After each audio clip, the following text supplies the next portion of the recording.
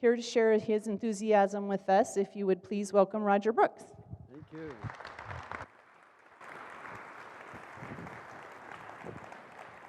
Can you hear me okay? Want to make sure in the back it's good? Could be louder? No? That's plenty? Okay, I'm going to go up here then. So it's really been great to be here. We've been in Mountain Home since Monday. I want to introduce my wife, Jane. Go ahead and stand up, Jane. She's been with me this whole week.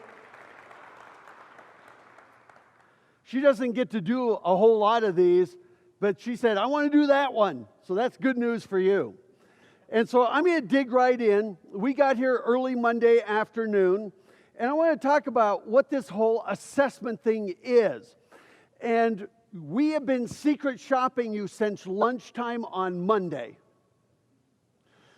And when we do this, Paula, Courtney, nobody at the city, nobody at the chamber, nobody gave us a heads up. We did not want a list of, you got to check this out, this out, this out, nothing. So we have been here all week on our own, right down to where we stayed, where we ate, everything. Because 99% of the people that come here to start a business, whether they're coming for Air Force, it doesn't matter what, they're coming here first as what? A visitor, and they're not calling ahead and getting all that information. So we want to make sure it was the same way. And there was no input on what to see, what to do. And then, by the way, we wore 3 different hats. We looked at Mountain Home as a place to live and raise a family. Is this a place we'd live?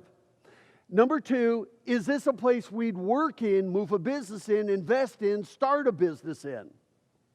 And then number 3, as a place to visit for more than just a stop on our way between Boise and Twin Falls. Okay? And so, by the way, we have been doing this we have actually assessed, I got to update that bio, 1,500 communities, including many in Idaho. And we did 45 states, all across Canada, Western Europe, you name it. And so, in this assessment process, we looked at visibility. How good was it? How easy was it to find information about Mountain Home? And was it good enough to close the sale under those 3 hats? And how did you stack up to the competition? Because you know what? We already did this and followed it with a plan in Caldwell. And they're just now implementing theirs. Is it convenient to get information? And so we did that. Then, this week, we've been doing what we call the on-site assessment. We looked at your signage, your gateways. Was it easy to find stuff? I'm telling you right now, it wasn't. Overall appeal, what was our first impression? How many are squirming already? And by the way, this is no holds barred. Okay? Critical mass, we'll talk about that. Places to eat, places to shop. Amenities, parking, restrooms, information. What is there to see and do? Customer service. Went through all that. Matter of fact, we usually a list of 65 things, and I'm going to go through all 65 of them tonight. Kidding? Not going to do that to you. So, before we arrived several weeks ago, and by the way, we didn't just start this Monday, we did the usual thing we would call Chamber of Commerce and request a packet of information just like anybody else. And so we did do that. We requested the information, and we got a big packet that had a letter from the chamber with lots of resources on it. We did get a visitor's guide. We got this sheet here that said, Explore Idaho in a Day. We got a sheet that talked about an app for Mountain Home. We even got this little list here of restaurants and shops with a little map of where they're located.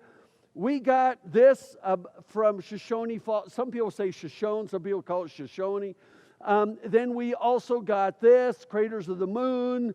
I mean, it kept going on, and it was quite a packet. So Mountain Home, Idaho, murals, local Joe, you know that. Explore Idaho in a Day, 2 to 3 hour trips, hot springs. I mean, you know, we just got loaded with stuff. Then we got this one. We also got the Shoshone Indian Caves. I mean, it was quite a bit of stuff. Anderson Ranch. Then we got another brochure about Mountain Home and another one about Mountain Home. Plus, you know what I forgot to grab, and I'm going to do it right now. We got a huge map. I'm going to pull this stuff out so you can see it. Sorry I didn't do this first, but that's okay. I'm just disorganized. And so, as a matter of fact, we got so much stuff that, it fills up half my suitcase, my briefcase. But this is all the stuff we got. Plus, we ended up getting about 5 pounds of other books to read. And you know how that works these days, where we want brevity and nothing more than 100 words long. So we got this big, huge map that says Mountain Home in Elmore County, Idaho. And if you ever try to open up one of these while you're driving, the driver will not be able to see out the window. And while it's a map, there's absolutely nothing marked on the map of what's where. So we did get that, but we couldn't really use it.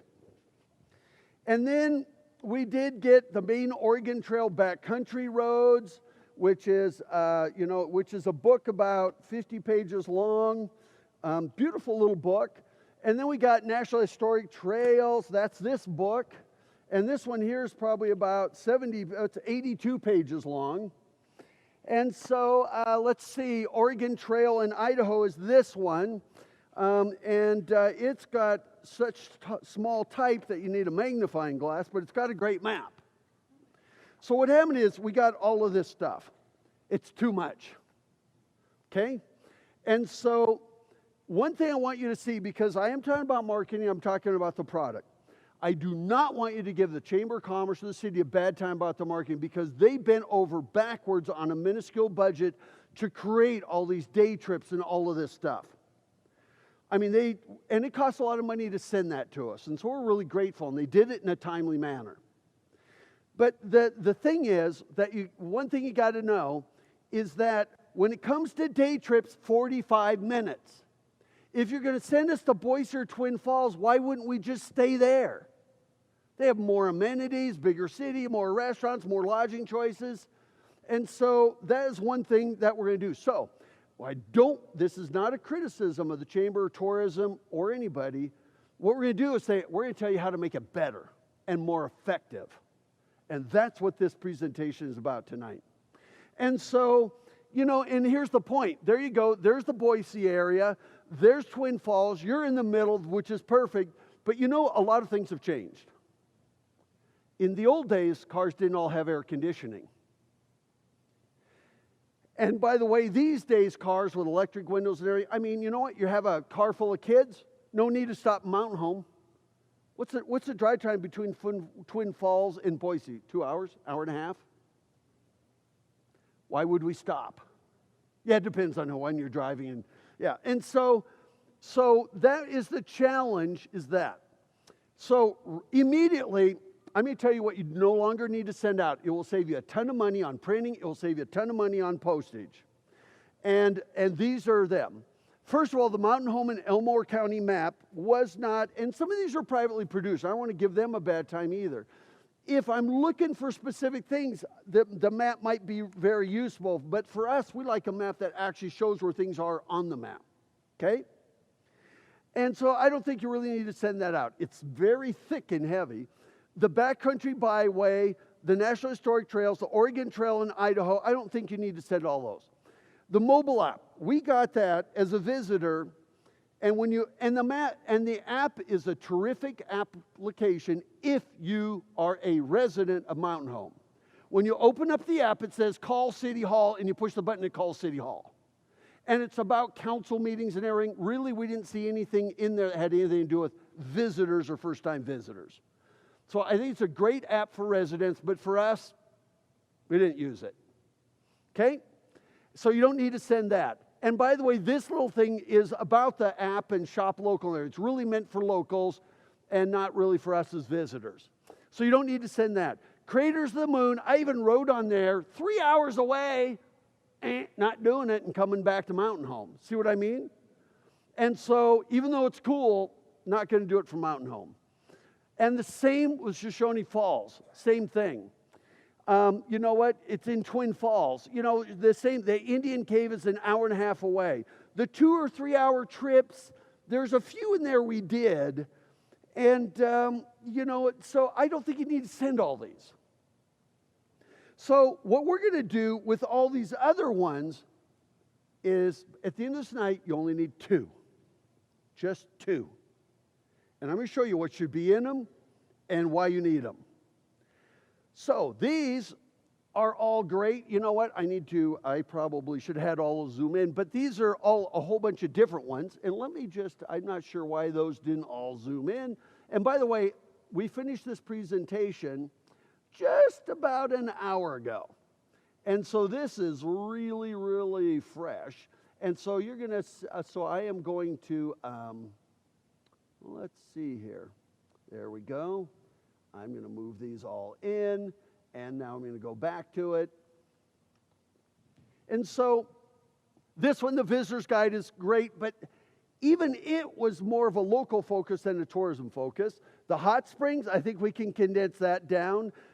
Your murals and local joy, I think we can condense down. The Anderson Ranch, for sure we can condense down. There's the Come Play in Our Big Backyard brochure, and then I'm sorry some of these are going in there. So a lot of these we'll be able to condense way down into just 2. And so that's another thing. It was just too much to read. And what happens is we started getting confused. Okay, we got this one. Some of them are duplicated 2 and 3 times.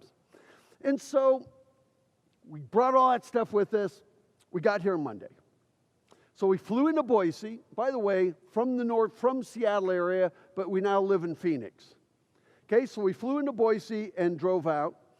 And what was really cool, as soon as we left the airport, woohoo, Mountain Home's on a sign. We didn't get that when I worked in Caldwell. They sent us to Nampa. And so anyway, I thought, well, that's cool. So now, we drive out to Mountain Home. I want to show you when we drive in. And by the way, we drove in from both directions. And so these are our first impressions of Mountain Home. So, right now, I didn't realize I had the volume on, going through that. That's the wind, by the way. And so, if there's a way to shut the volume down on that, I would. I'm not so sure that there is, because it's coming out of this little speaker. I don't see it. So, you can see we're seeing some I'm going, uh-oh. But, you expect some industrial kind of look. And so there's a neat cafe. Love the retro sign there. And so we're coming in, not too sure. By the way, that exit says Mountain Home.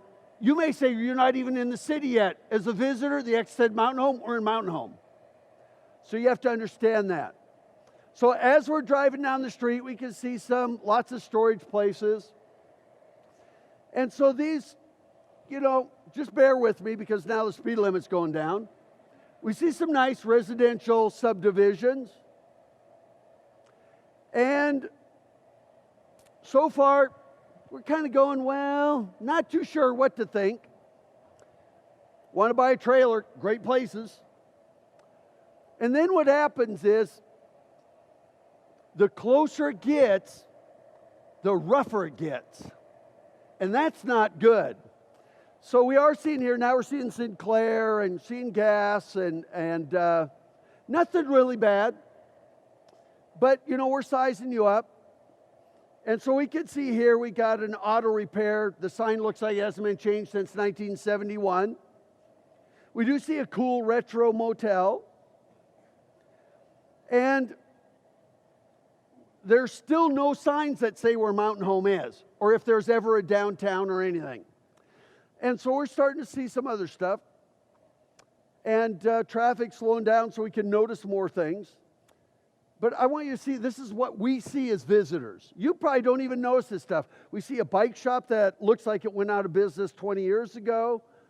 And then we see, here we go, welcome to Mountain Home. We go, oh, now we're here. Nice greenery. It looks good. We see Albertsons here. And now we're looking for signs that tell us where downtown is. So we're still looking. And now, by here, we think, well, we must be coming into downtown right about now because we see a lot of stuff going on. But still no real signage. The speed limit is definitely slowed down. And so now I think there was the welcome sign with Kiwanis and all that on the right. Here's the best place to trade. I don't know if that's a pawn shop or what. And then we see, it looks like vacant retail. We see a beautiful park on the right. And we see some stores. So we assume that this is downtown, this little strip. There's no signs that say that there's anything else in Mountain Home. So we have now experienced downtown, and my camera went haywire on me. And so I kind of had to reboot it. And so I think we're still going downtown here. And the next thing you know, we're leaving town. And so, and so those are some challenges. And by the way, not only is this kind of a challenge, because there's still no signs to say to turn anywhere for anything. You have no wayfinding signage at all, zero. And so you have some few challenges that way. Now, if you come in the other way, this is actually even worse. And so as we come into downtown, we do see car wash, which we needed because we went out to the crater rings. And so we see some retail, the usual stuff. And by the way, this whole thing isn't just films of me driving. And so landscape supply, used cars. But we're coming in, and here's the biggie. We see a sign that says, "Welcome to Mountain Home." I want you to look directly to the left. Welcome to Mountain Home. What's your first impression? And not only do we see that, we see abandoned buildings here on the left, nothing in there for decades. We see a cool little coffee shop. Then we see, I think that's a GM or Chevy dealership. And then we see an old, dilapidated trailer park on the right. And so the big deal is, never put your gateway signs when you say welcome to Mountain Home, whatever's around them is how we're going to judge you. And so this is what we're seeing. Now we're seeing Domino's Pizza and it starts looking better here. But it's the usual strip retail. And I think it ends up taking us through the other way. And so those are the challenges. So I won't go through the whole thing. But here's the first thing. Always put your gateways where you make the first best impression, never at the city limits. Why are we like a pack of dogs? We have to go out and mark our territories with signs. Put them where you make the first best impression.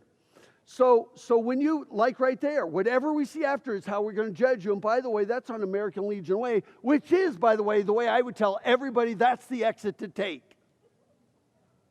Really, because it's a better first impression. I mean, no offense to, you got Chevron at both ends and, like Burger King and whatever, but I'm telling you, by the time we get to what we think is downtown, we've already kind of given up. And that's not what you want first-time visitors to. And I'm not talking about tourism, I'm talking about Air Force. A lot of people stay at the Hampton Inn where we stayed, or I saw U.S. government on the plates. They're in uniform. They're coming in the same way you are. And they're coming from all over the country. And so that is the first thing. When you see this, welcome to Mountain Home Auto Salvage, and then right across the street, that's what you see. And I'm not saying that they're a great business. But is that where you want to put your sign? So that's where we make that judgment. Okay? And then the next sign you see on the right is right there, the mobile park. If you drive around, you see stuff like this. Welcome to Mountain Home. So you're going to see lots of suggestions. By the way, see that up there, that number 5? None of these are recommendations. They're suggestions. We never talk to you first. It would be a little presumptuous to come and say, you should do this and this and this, when we never talk to you. By the way, there may be things here you may say, well, we're already working on it. Well, we don't know that. And if you're already working on it, great. We just validated why you're working on it. So number 5 was there. Maybe you could start working with some of these people just to get rid of the eyesores. Maybe you need to put up some cedar fencing so when we're driving into town, this is not what we see. I mean, there's a few places I could swear I heard banjo music. Just kidding.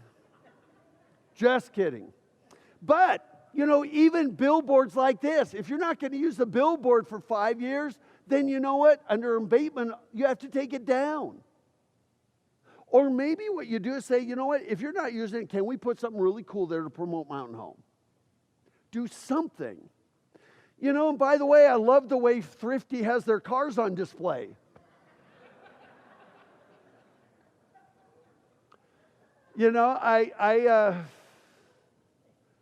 If I was them, I think I'd go choose a different billboard. So anyway, we came into town. It was lunchtime. So what do? TripAdvisor, the most visited travel website on the planet, bar none. Where's a good place to eat lunch? And of course, one of the top picks was the Dilly Dally. Okay? And so we pulled in there. Not great curb appeal, but it says best sandwiches in town, and TripAdvisor seems to agree. So we did park there. We did go in, and it was all blue. Just so you know, I graduated from the University of Washington, where we now have your coach. And we're still getting throttled by Boise State. So, but anyway, that was great. And the sandwiches were great. The gals working there were great. But here's the first thing. If you go back to this, and we have to punch it into our navigation system, and we type in 190 East 2nd North, I mean, you know what? You're not like Salt Lake City on a grid pattern. And so we did find it, but I'm telling you, this is the biggest convoluted nightmare in all of Mountain Home.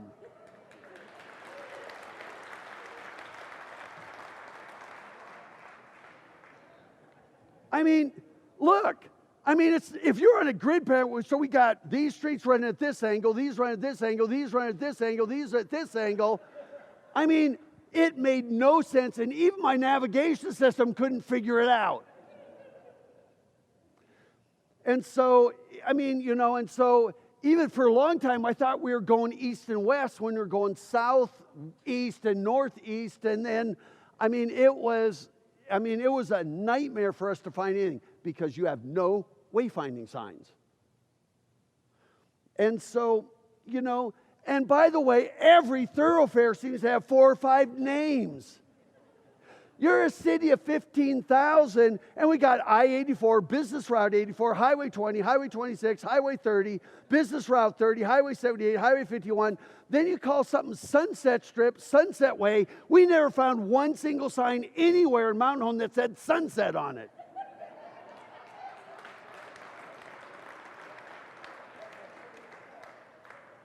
So stop it already. And by the way, here's the biggest problem. Every single sign in Mountain Home tells you how to leave Mountain Home. There's not one single sign telling you how to find Legacy Park, or your museum, or downtown, or your golf course. The only thing, and I don't even know, is the base actually in Mountain Home? Nothing. So it doesn't matter where you go. Here's the easiest way out of town. Even when you are downtown. Even things like this. We saw a sign for visitor information. Good luck finding it. You have to ask somebody and say, oh, it's tucked behind McDonald's. And by the way, you got one sign here. Oh, we got our speed limit sign and the seatbelt sign. Then we got another sign there. Then we got a little tiny golf course sign, which we didn't see for the first 2 days. Then we've got our visitor, then we got Business Route 84 sign. Then we've got, our retail signs over there for McDonald's and the Jeep dealership. And then we've got a business sign behind all this sign. And then there's finally the visitor information sign. People look at signs for 4 seconds. We didn't even see the visitor information sign or stay at Hampton Inn. And so your number one priority as a city is to develop a wayfinding system. Number one. It's one of 2 big ticket items we're going to give you today. Because wayfinding includes vehicular signs. How do we find stuff? There were no signs to anything in Mountain Home when we're in Mountain Home. You want to increase retail sales? You might start by helping even Air Force employees and their visitors find stuff in Mountain Home. Because when we ran into Air Force officers and people that are working on the base, where do you go to hang out? Boise. Matter of fact, we didn't even know this. We went out and found it. We take the bypass to Boise. Sounded like a country music song. But that's what they do. So we said, where the heck is this bypass? And then we found it. Go from the base, you go all the way around, and you totally skip Mountain Home. You could fix that with a wayfinding system. Okay? Attractions, activities, where are they? Trail markers and access points. Visitor information kiosks. Pedestrian wayfinding once we're downtown. And by the way, they should be decorative to fit whatever it is you want to be known for. We're going to talk about that too. And by the way, that's Modesto. 1, 2, 3, 4 things on a sign, never more than 5. And it should always look like whatever it is. That's Woodlands, Texas. It looks like a place called Woodlands. It doesn't even have to be expensive. That's Appleton, Wisconsin. This sign is on an existing power pole. It was $700. They got permission to put it on the power pole. It's got an aqueous coating so graffiti and ice won't stick to it. It's on stainless steel hardware. And you know what? They put up 18 of those and their retail sales went up by 15%. Because I have no idea what you have in this town yet on our Monday afternoon. And when you're downtown, if it's pedestrian friendly, there should be a little pedestrian map. I mean, think about Disney. They get it right. They make it easy to find stuff. And when it comes to pedestrian wayfinding, this is French Lick, Indiana, having a few of these in your downtown so you can walk from the museum over to such and such to such and such, so you can find things. Restaurants, retailers. And by the way, it plays an effort in whatever it is you want to be known for. It's a major component in your marketing efforts. And it reinforces a positive experience. It educates your visitors and your locals about what you got and where it's located. Here's the deal. Cell phones are not a substitute for wayfinding signs. You have to understand, wayfinding systems in cars and on our phones, you know what? We use them to type in things we already know exist and we just need to find. Wayfinding tells us about stuff we don't even know you have. If it wasn't for the front desk girls at the Hampton Inn, we would have never seen Legacy Park, which is a showcase park for the entire state. No wayfinding signs, and I wouldn't know to look for it. And so, it builds community pride, and it's as much a science as art. This, by the way, is not a public works project. Sorry, city. So here's what you need to do. I would get the county, Mountain Home, other cities, towns that are in the county, and do a county-wide system. And you could prorate it out by the population or miles of streets, however you want. And you know what? You need to do that. There's federal grants for it. Should be your number one priority. If you do just wayfinding, you could see your retail sales and services probably double. That's tax base. That's jobs. It's economic development. And so, there you go. Navigation systems are not a substitute for wayfinding. Because you know what? That park is awesome. That totally changed our perception of Mountain Home. Our first perception was not exactly good. And so, but when we saw that, a dad and his daughter out there fishing, I just went, oh my gosh, that's cool. And we did eventually find the visitor center after we asked where it was. And so we went there. It's great, neat little place. You know what? What's missing is 24/7 visitor information. Remember, people don't just travel 8 to 5 or 9 to 6 whenever it's open. And so I want to take a little side trip here. Visitor information could be as simple as a little real estate brochure tacked on the side of a building in 3 or 4 or 5 or 10 places. You know, it's just that simple. Or you might have a map brochure. And by the way, we found these all over the county. Wouldn't it be cool if there was a little brochure holder right there next to it, showing us the Oregon Trail, promoting Mountain Home?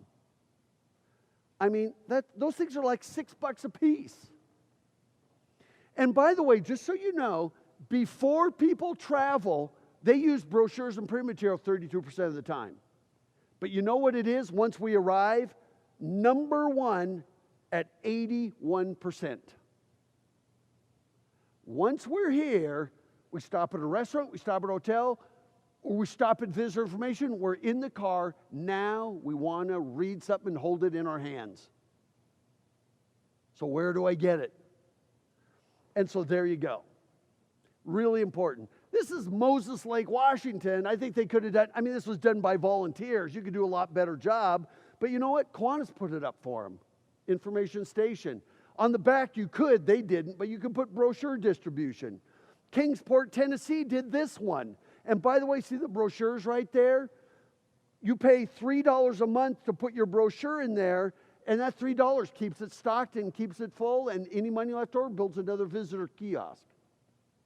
We even have a video. We have this incredible video library, which we're going to give access to for you for 6 months. And it's got a whole thing on visitor information.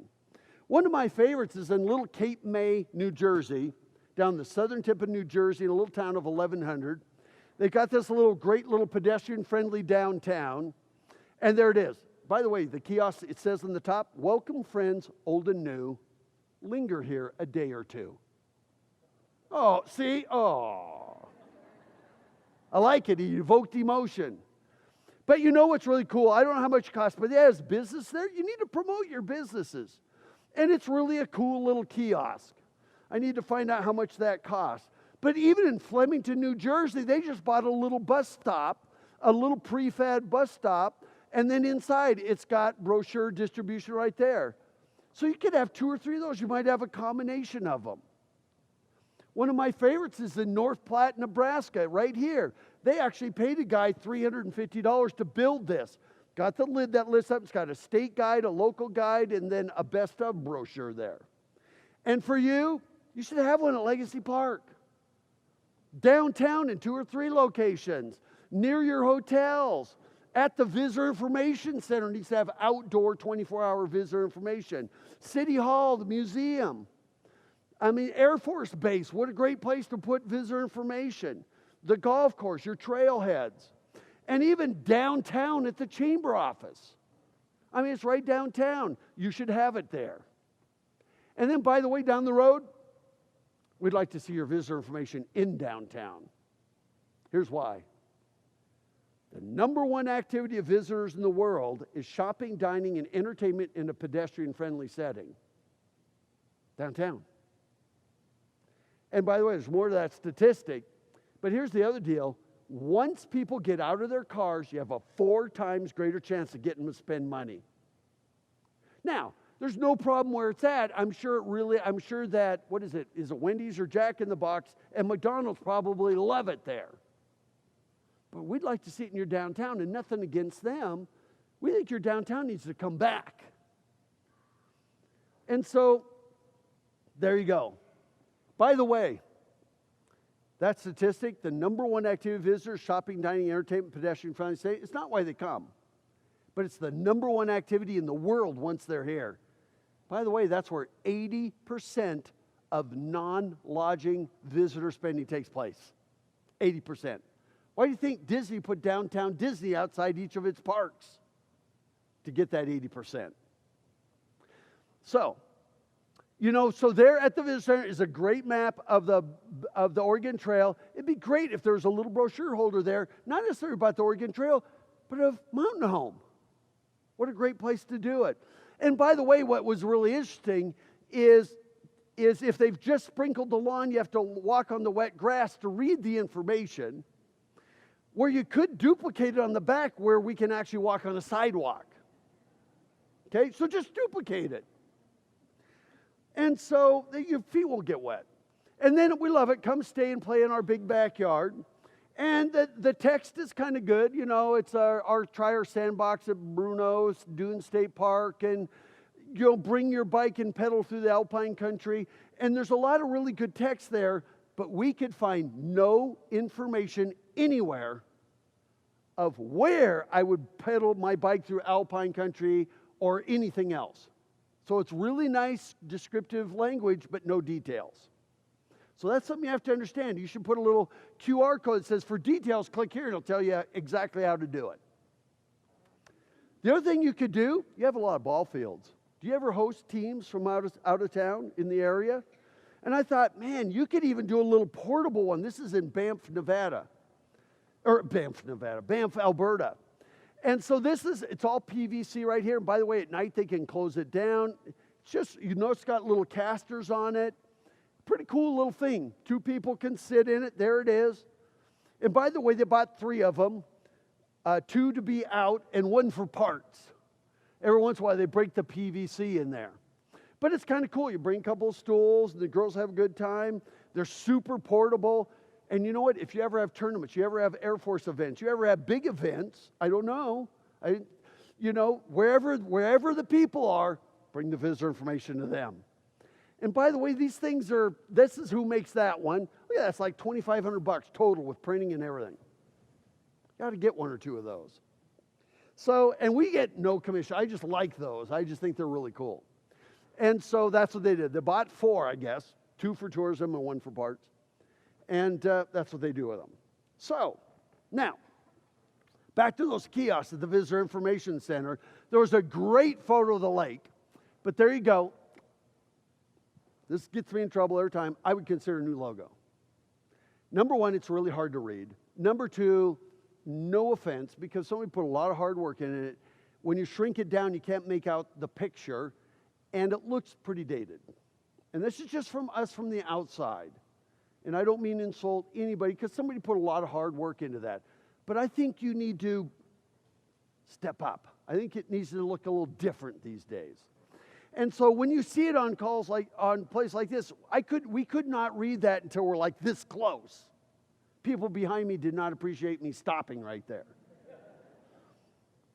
So the other things I would do, I would drop your big backyard. I've seen it tons of places.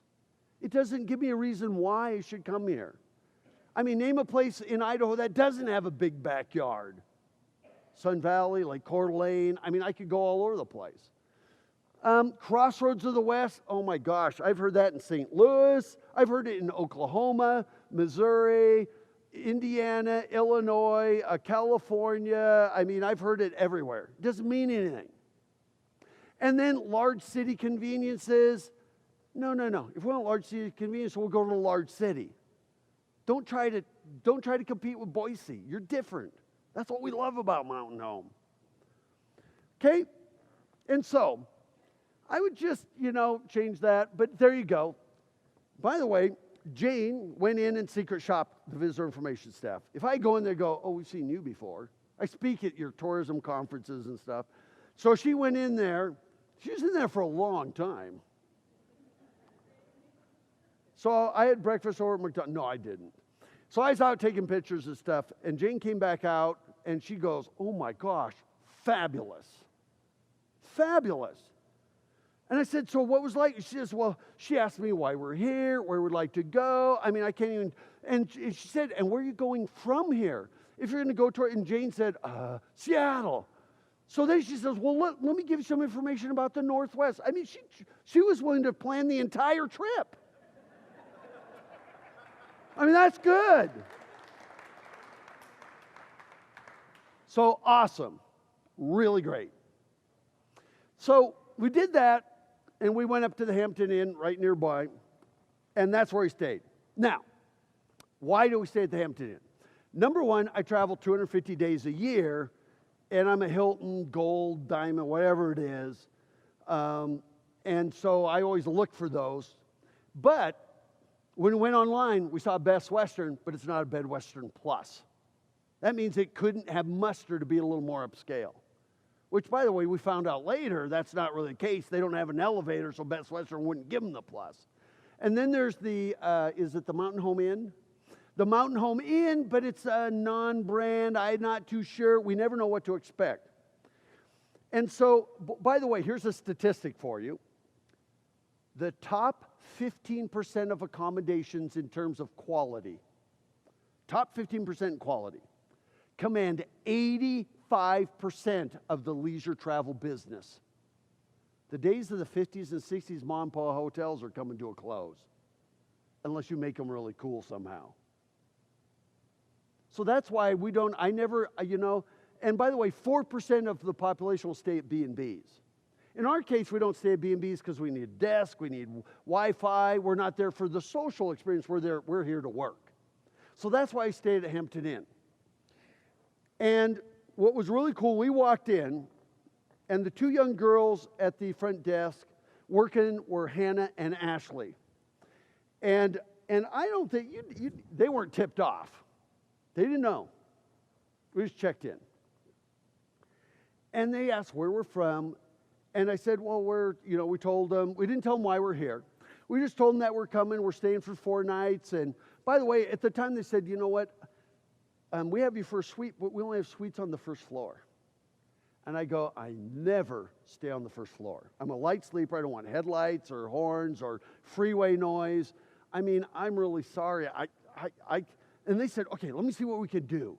And they worked really hard to try to figure out a way to accommodate our needs. Good first test.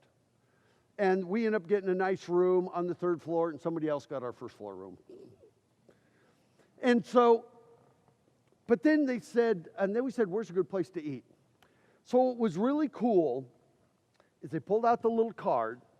Now here's one thing that's really important. We've been to many, many places where they say, I'm sorry, we can't recommend one restaurant over another because we're chamber members and we could get in trouble. That is the last thing on the planet you ever want anybody to do, because you know what that means? We're going to write you off. We're just going to use TripAdvisor and Yelp and forget you. But they didn't. And by the way, the question we asked is, what are your favorite restaurants? Not the best rated or anything. What are your favorite restaurants? So they said, I think Hannah said, well, what kind of food do you look for? He said, casual. We just got here. And so she pulled out this. She goes, Frankie's has the best burgers. And Fatty's Pizza. And by the way, you know what? We were just in Emery County, Utah, which also has a Fatty's Pizza.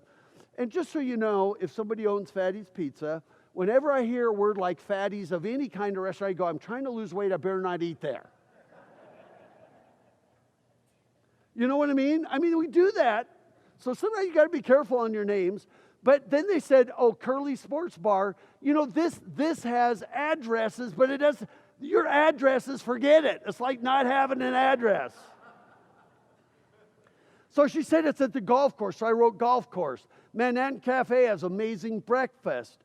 El Miradero, let's see, it says Timber Creek Coffee. Then they wrote a couple of, you got to go to, is it Sakoti?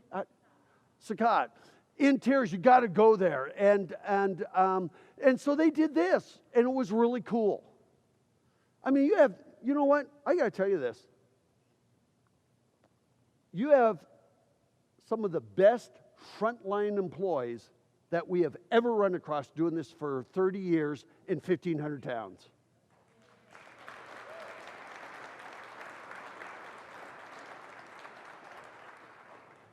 So, I walked in tonight and said, hey, there she is with her sister that owns the interior design tour. And then we're eating lunch at Manhattan's. And then next thing I know, now we're friends with Jerry right next to them back there, who's a photographer. And by the way, I had come from a wedding on Sunday in Seattle where I sweated out my clothes. So I took it to the dry cleaner. And by the way, her name is Crystal, but she goes by Petey. She used to go by Pete, but she had a younger brother who now passed away that I think was mentally challenged, and he always wanted a brother. Whenever they would introduce her as Crystal, he would cry. So they called her Pete. When she got married, her husband wanted her to go by Crystal so people wouldn't think he was gay. True story. So now she goes by Petey. We're here 4 days. You want to know some more stories? It was awesome. really awesome, and very rare that happens. Very rare. And so congrats to you. And so they said, you know what? We decided to go down and have Mexican because it was Monday and most of the places are closed. As a matter of fact, we went back, once we checked it, we went back down and said, well, she said, so where'd you decide to eat? And said, we're going to go out to Chiote, which, by the way, that's not how you pronounce it. But that's where he said, she goes, oh, before you do that, they're closed on Mondays. See what I mean? She just saved us a 10 or 15 mile trip. And so she said, you know, this little place, and this is what Ashley said. She goes, it doesn't look like much from the outside. But you know what? It's really authentic Mexican. It's really good. We know they're open on Mondays. And so I typed in navigation 815 South 3rd West. And the navigation system said, you want A or B? Now, what the heck? And I didn't know what. Should I just type in 3rd and then have it say South 3rd West? Or do I type in South 3rd West? And it goes, I don't know what that is. And I don't know. So I put in B. And it took us about 2 blocks away. And we finally found it. But that's, you know, and so anyway, we did go there.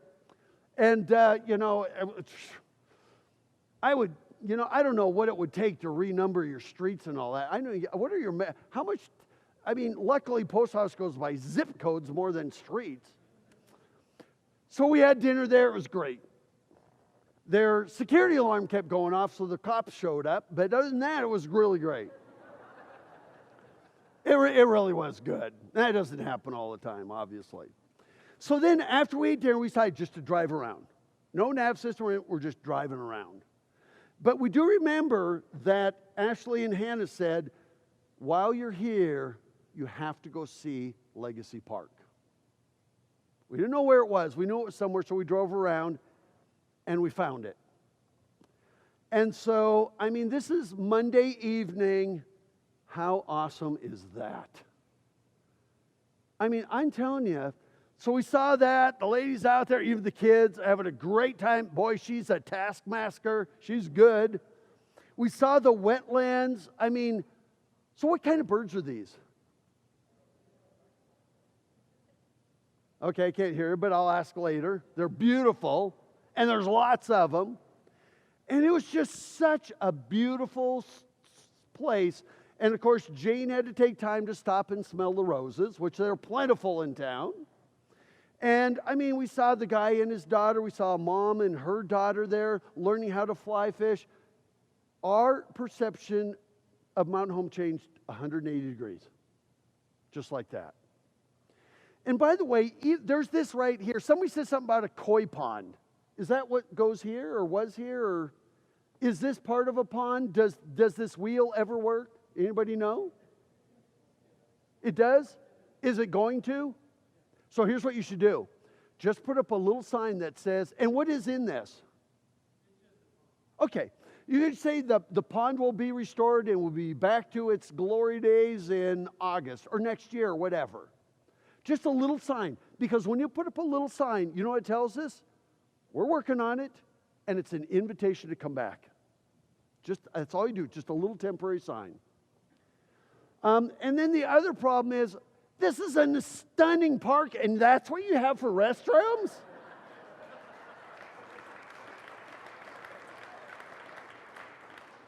Okay, so what's wrong with this picture? Now, our restroom's coming.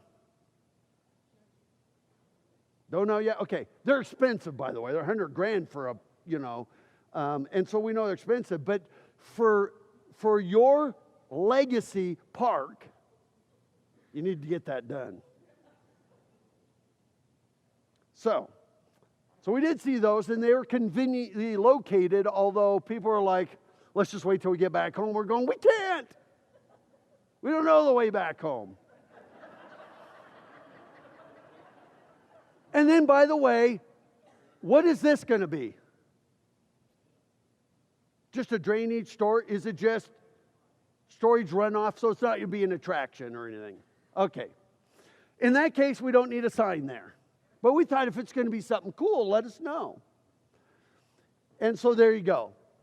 And by the way, if it wasn't, and the other thing is we had driven around a little bit in other parts of the city that were going, oh my gosh, right? Blue tarp heaven, that type of thing. But when we got around here and we start seeing homes like this, and like this, and like this, we're going, oh my gosh, this is incredible. I mean, this city has more diversity than I think we've ever seen in one single town or city. Beautiful homes, beautiful landscapes. I mean, particularly this one. Somebody said that belongs to a pretty well-known photographer, and I went, man, I should have stuck with that when I was in college. But you know what's interesting, and that's right across the street, but even in this area, what we call the north part of town, I don't know if that's true or not, but our geography, kind of the north part, even the older towns, the older homes are still beautifully landscape maintained. And another thing that we noticed as we started driving through all these neighborhoods is that at least, it seemed like at least half of them had parked in the driveway on the side a trailer, an RV, an ATV, a boat, a motorcycle. We just thought, wow, this place is super recreationally oriented. There must be a lake somewhere because you're not on the river. And so anyway, we thought it was really cool. We could just see that this place, people live here, love the recreation. Okay? And so after that, we managed to work our way back to the hotel using our navigation system from Legacy Park. And then we put together the list. So what we did is we went through that brochure and started writing down all these attractions and stuff that we're supposed to go see. And so we put together this whole list. And then what we did, so we made, these are the ones that we thought would be pretty cool. And by the way, these are the ones that were not so far away that it wouldn't be worth going there and turning around and coming all the way back. So usually within like a 45-minute drive one way. So we started doing that. But the next thing we did, because you don't do it for us, is we had to break it into these. So we said, okay, in the northeast area, that one's there. Then we made a list of things in the southeast that we knew we were going to go see. And then we did, okay, this is in the southwest. And then here's what we have in the northwest. So it would have been easy if you could do this for us by creating these trips and kind of grouping them together. So we started going down them. So we decided, okay, Bonneville Point. When we read it, we don't know. It says go to exit 64. Where the heck is exit 64? How am I supposed to know that? And so, and they can't even get that on your navigation system. And so then, we don't know how long a drive it is. All the instructions for everything were start here or there, but it didn't say this is, by the way, it's a half-hour drive or 20 minutes or whatever. Okay? And the text didn't really close the sale, and I am really, really sorry. But you know what? We've worked in Pendleton. We've worked in Baker City. We've worked along the Oregon Trail. And no offense at all, but once we've seen 5 or 10 wagon ruts, we've seen enough. Okay? And no offense. And by the way, if you expect the millennial generation to come out and say, let's follow the Oregon Trail, not happening. So, I'm not tossing it away because us baby boomers that are hitting retirement age are still doing that. But you know what? We're more interested in the stories than we are the ruts. And so it didn't really close the sale. And by the way, it's too close to Boise, so we crossed it off the list. So, next day, Tuesday morning, we decided we're going to start in the southeast. And so, of course, it was really easy to leave town. Not a problem leaving. Okay, piece of cake. And we did go down to Glens Ferry. And by the way, you see Glens Ferry, and while they don't have a wayfinding system, they have plenty of signs that tell you how to find stuff. And so it was really good. And by the way, the winery, they even tell you 1.7 miles. What a concept. You need to do the same thing as on your countywide wayfinding. You know, even find the Air Force Base says it's that way, and you drive like 5 miles. For a visitor, it seems like you've driven 25. And so we did do that. It was great. There it is. Kind of messy, but at least they told you where things were. Incredible visitor information center right in the middle of their spending district. You got to do that. By the way, it's obvious they've got the Pioneer thing covered. So we crossed that off your brand list because Old West is the most overused one from like Oklahoma all the way to California doesn't even claim it, but Arizona and everybody else does. And so, but they got the Pioneer thing down. And so I thought, okay. And then the other thing we're thinking, maybe Mountain Home could be known for equestrian. By the way, equestrians spend more money and travel greater distance than any other hobby. And they spend more money. Just look at the rigs. The challenge with equestrian is you got to build lots of arenas with certain kinds of footing. You have to have boarding. I mean, it costs a lot of money. A lot of that's public. But when we were here, we could see, lots of things there. Then we saw this, Worldwide Equine Inc. And I went, well, they probably got that too. But a very charming downtown. Really cute. Not much was open when we got there Tuesday morning, but really cute what they did. Nice little pole banners. And by the way, it was really easy to follow their signs. Okay? And so, some of them are a little bit dated and everything, but we're not doing assessment of Glenn's Ferry. But while we're there, we did see the Crossings Winery, and we went, that's awesome. Incredible winery. And we love the fact that by every kind of variety of grapes, they told you what it was. That is awesome. And so we did make it out to Three Island Crossing State Park. And we did go in, and they had a little 10-minute film that was, I'm sure it was on, what they did is they took an old 1975 VHS tape, put it on a DVD so that it was so pixelated and blurry you could barely read it. And one thing about it is we wanted to hear about the ferry crossing. The entire film was about political correctness, about the Native Americans, and the Native Americans helped the pioneers, and it was all about that struggle between the Native Americans who were here first and us Euro-Americans that came in later. And they really spent maybe 3 minutes telling you about the experience of what it was like crossing there. And so you just going, well, I want to hear the stories of what it was like. And how those Native Americans actually helped. They did show a little piece of a reenactment where a wagon did tip over in the river, and there I got a little bit of taste of how rough it was. But that was like 30 seconds of the film. And then really nice lady working there, beautiful sight. And so we said, well, I can't really see the Three Islands. She goes, oh, that's an 8-mile drive. You got to go on the other side of the river. And so we never did that. We didn't go over there. She said it's a really pretty drive, but we're doing an assessment. If we would have had time, we probably would have done it. And she talked about it. And so, and by the way, it's hard to beat the Interpretive Center in Baker City, Oregon, the Oregon Trail Museum. If you watch that film, they will say 300,000 people traveled this 1,500 miles or whatever it was. And did you know that there was an average death for every 70 feet of trail? I will never, ever forget that line because it just sunk in. And so telling those stories would be a lot better than just telling about the relationship between the white settlers and the Native Americans. And so we drove on, beautiful outlooks along this scenic route. I think this is 30. Is this 30? Highway 30, something like that. I don't know how many Highway 30s are, but they kept kind of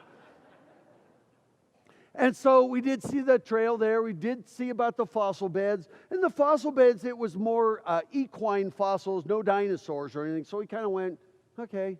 And then we kept going in the navigation system, Thousand Springs State Park. And it kept putting in Mallard and all these other names. And I'm going, I want to find the state park. We never could find the state park. But as we're driving down, we could see all these springs, and they were awesome. I mean, it's amazing. Our only challenge is that there's no interpretive signs. This is the pull-off, and I'm sure it's somebody's private property, excuse me. And by the way, back there, I could see cars and stuff over there. I have no idea how to get over there. There's no signs, there's no ink. We tried. And so we did see that, and we did see the little winery there. And we did go out to the fish hatchery. It said, hey, you got to go check out the fish hatchery. And so we did go there, went in. It was pretty cool. There were people looking at sturgeon that are being raised there. But here's the other thing, is that the fish are gone. They're only there for like a month and a half a year. Right now, they're over inside buildings being spawned, and when they get to a certain age, then they put them out there, and then a month and a half later, see what I mean? So when you sell people on things, you need to give them more detail so they know what to expect, okay?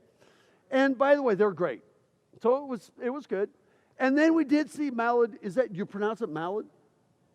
Malad, okay? Malad Gorge State Park. Went there, we saw this, with a name like Devil's Wash Bowl, you gotta go check it out. You have to.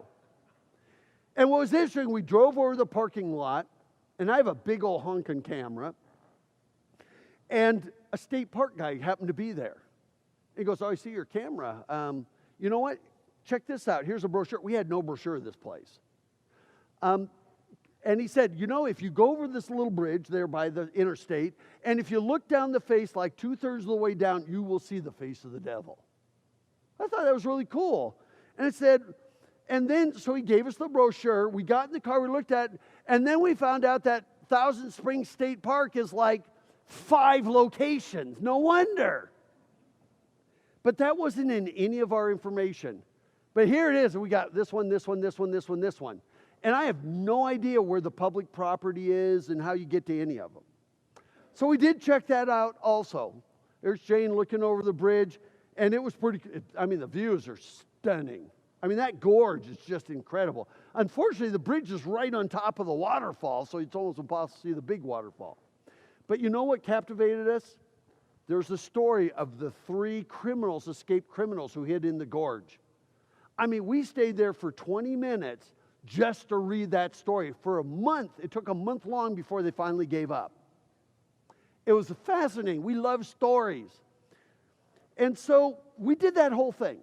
We didn't keep going down because we didn't want to get too close to Twin Falls, because if we were a normal visitor, we wouldn't come back to Mountain Home. But then it dawned on me that here it is, here's all the things, here's Bliss, love it, Bliss in Paradise Valley. How great is that? And by the way, we love the name Mountain Home, is just an incredible name. And so we saw all this stuff, and I went, wait a second here. Why is Mountain Home promoting this when really it has no connection to Mountain Home? Because if you're going to do it as a day trip, you know what I would do is say, if you're going through Twin Falls on your way to Boise, take the scenic route and do this, right? Then maybe stop in Mountain Home, because now it will be lunchtime. Or maybe you say, if you're going from Boise down to Twin Falls, you got to take the scenic route. It takes maybe a couple hours longer. It's absolutely better than 84. And if you did that, but I'm trying to go, I'm not too sure what the benefit is for Mountain Home to promote this. Okay? And so maybe it would be, you know what, if you're in the area for quite a time, and you want to do, like if you're at the base, then maybe say this is a great day trip to go do. But for visitors, you know, I think you need to stick closer to Mountain Home. So it'd be a great side trip. And so then we decided, okay, we're going to go see Bruno Mars. Okay, it's Bruno, right? Is that right? Bruno? It is Bruno. Oh, Bruno, just like Bruno Mars? Okay, because somebody corrected us and said, no, it's Bruno.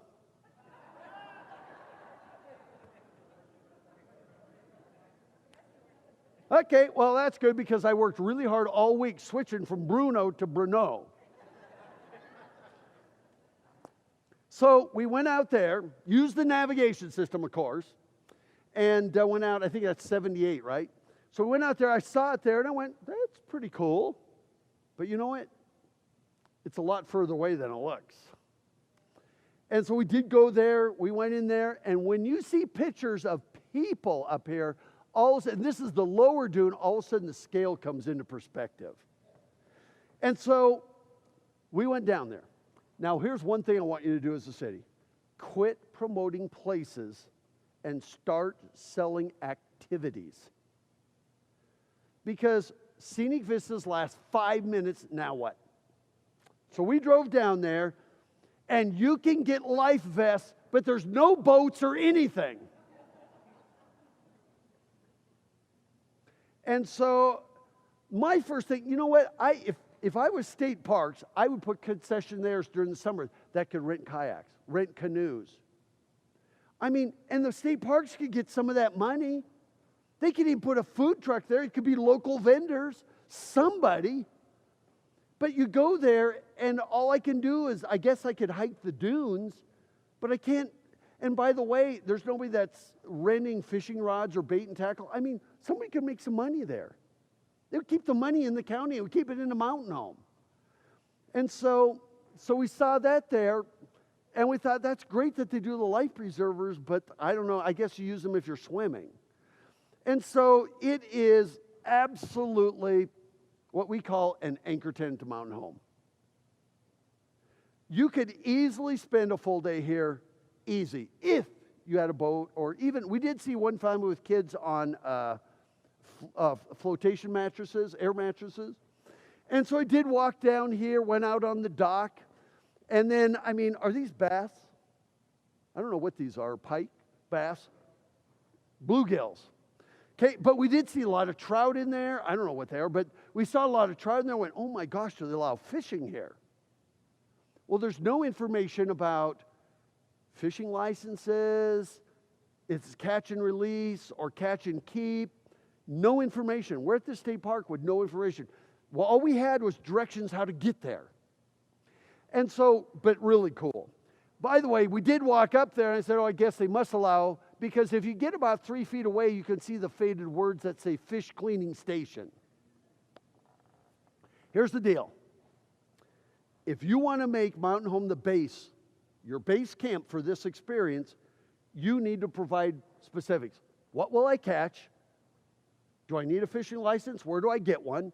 How much is that fishing license? What are the catch limits? What are the fishing seasons? What time of day is best? What kind of bait should I use? Is there a bait and tackle shop in town? All of this stuff, and I could find it nowhere. And by the way, that list, all those things you saw in yellow, are private businesses. This is economic development. So, fabulous. I mean, look at that. Add scale to it when you see a person up there. We did see the observatory also. Looks great. It would be good if it had 24-hour visitor information, just one of those deals here that tells us about Mountain Home. That would be cool. What a way to close the sale for people that haven't been to Mountain Home. They might be from Twin Falls going to Boise, and they're stopping here. You might give them an excuse to come into Mountain Home. And even this, it would be great to do with more specifics. Looks fabulous. And even this is awesome, and it really works, except for Jane is so short, she didn't quite reach the 1 o'clock. But you know what you do is you stand on the month, and it was 1 o'clock, and that's when I realized it's lunchtime. But this place, I mean, phenomenal. Phenomenal. Why are you sending people 2 hours away when you have this, what, half an hour? If even that. I mean, you're the home base for this, not Boise, not anybody else. And so we're going to go a little side trip. You need to promote your anchor tenants. Here's one of the 2 brochures I want you to do. And this is the most important brochure you will ever do as a city, as a town, you name it. And that is the very best of Mountain Home. And I want you to do a brochure like this one in Alpena, Michigan. And I'm going to use it as an example. I'm going to pull it. I got one here somewhere. I know it's in here. Here it is. It's all it is this. Oops.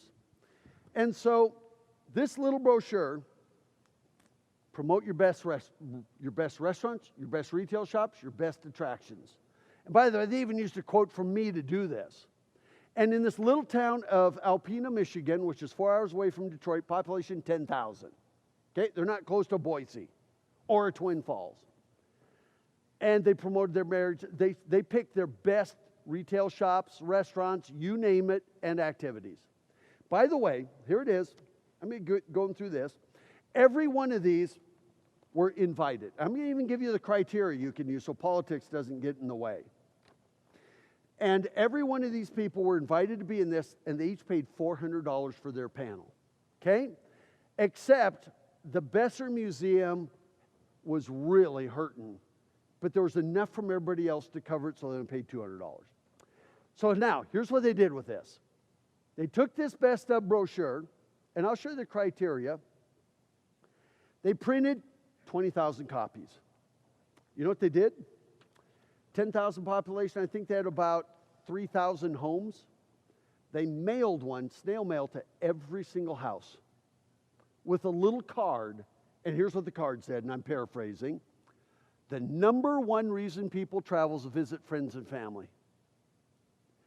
We hope you will hang on to this brochure so that when friends and family visit you, you will share with them the very best of what Mountain Home or Alpena has to offer. Because we believe that every dining room table should be a concierge desk. Within days, people start coming downtown Alpena going, I got this brochure, walk into a merchant and said, how long have you been here? And the merchant would go, 10 years. Right? I'll bet it happens here. And you know what? The most asked question at any front desk in the world is, where's a good place to eat? And please don't hand me a list. Wouldn't it be cool if they could say, well, you know what? Here's a brochure, the very best of Mountain Home. It's got our top restaurants, our top retail shops, and our top 6 or 8, 10 activities in it. By the way, people here complain, you picked them and you picked me over me, and I think I'm just as good as them. So they had very strict criteria. You could have your own, but this is their criteria. Number one, they had to be highly regarded by somebody other than themselves. 80% positive peer reviews on TripAdvisor, Yelp, you name it, regional publications, Sunset Magazine, you name it. Number two, they had to have good curb appeal. Number three, they had to be open year-round in Alpena. Number four, they had to be open until at least 6. Get to a statistic about that. They had to be open at least 6 days a week. The day they could be closed was on Monday. And then they had to be unique to the area. No chains. We're not going to drive out of our way for Subway, no offense. And there's what you should do. You cannot let local politics get in. So when people claim, you know what some people said? That's the best $400 I never spent, because I didn't realize when they went into my neighbor's store, that's one of your anchor tenants, they also came into mine. Think about this. If you ever go over to the Village in Meridian or any mall, do you go there because there's cell phone dealers and Radio Shack? No, you go there for the anchor tenants, and while you're there, you might stop at GNC Nutrition, Radio Shack, cell phone dealers, all the little kiosks. Same thing with you as a community. This is the most important brochure you can do, because you know what? When you promote the best, success breeds success. And next year, we hope we'll have 3 more you can add to it. See what I mean? So if they raise the bar, then they will be included, and you vet them every year. Best thing you could do. And absolutely, Legacy Park is on that list, and so is Bruno Dune State Park. So we came back in for lunch. And we remember Hannah and Ashley saying you got to eat at Frankie's. And by the way, we went out there really quick. We could have easily spent the day out there had we had the right equipment or whatever, whether it's fishing, kayaking, canoeing. Okay? So we came back and we did find Frankie's.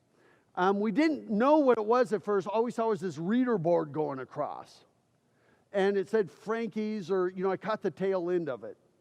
So we did go in, and it was 50s and 60s music. And I thought, okay, this could be pretty cool. So I did go to one of the girls afterwards when we were done eating. I said, she's like 20. I said, so do you get tired of the 60s music? She looked around, she goes, yes. It was so cute.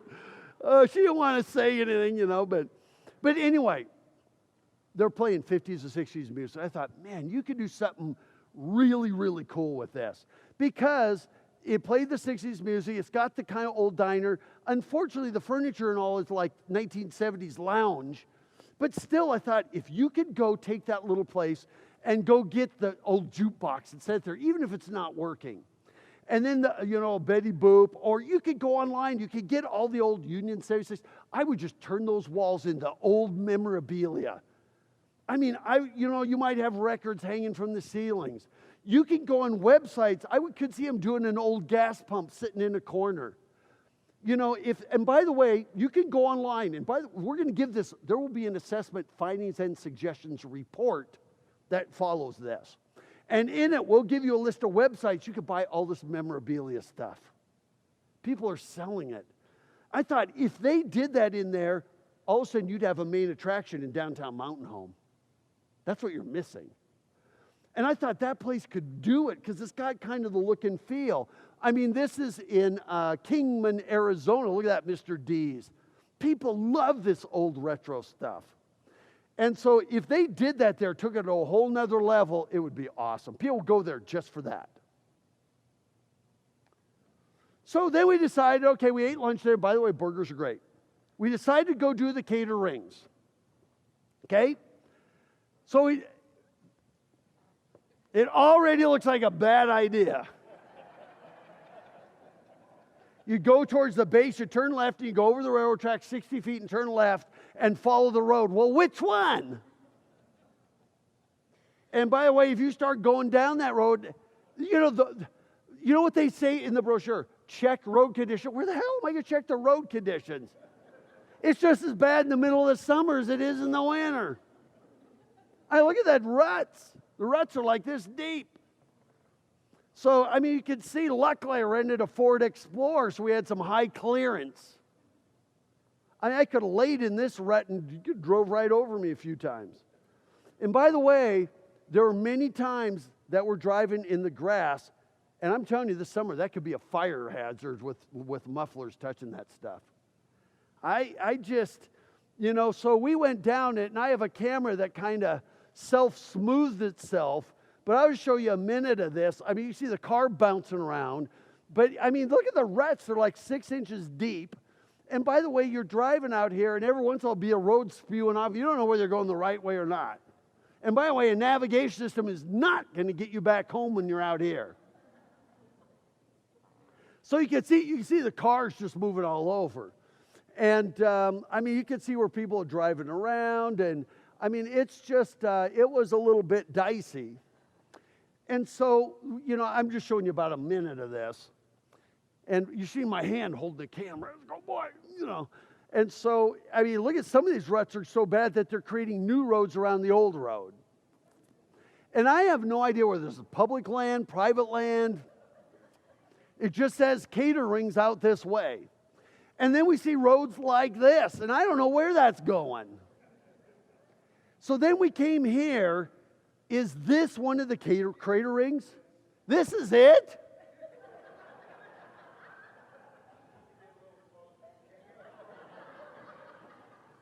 Well, the rocks here, the road ends and the rocks are like this high. I could just see having flat tires out there. And I'm really hoping that Avis never sees that video.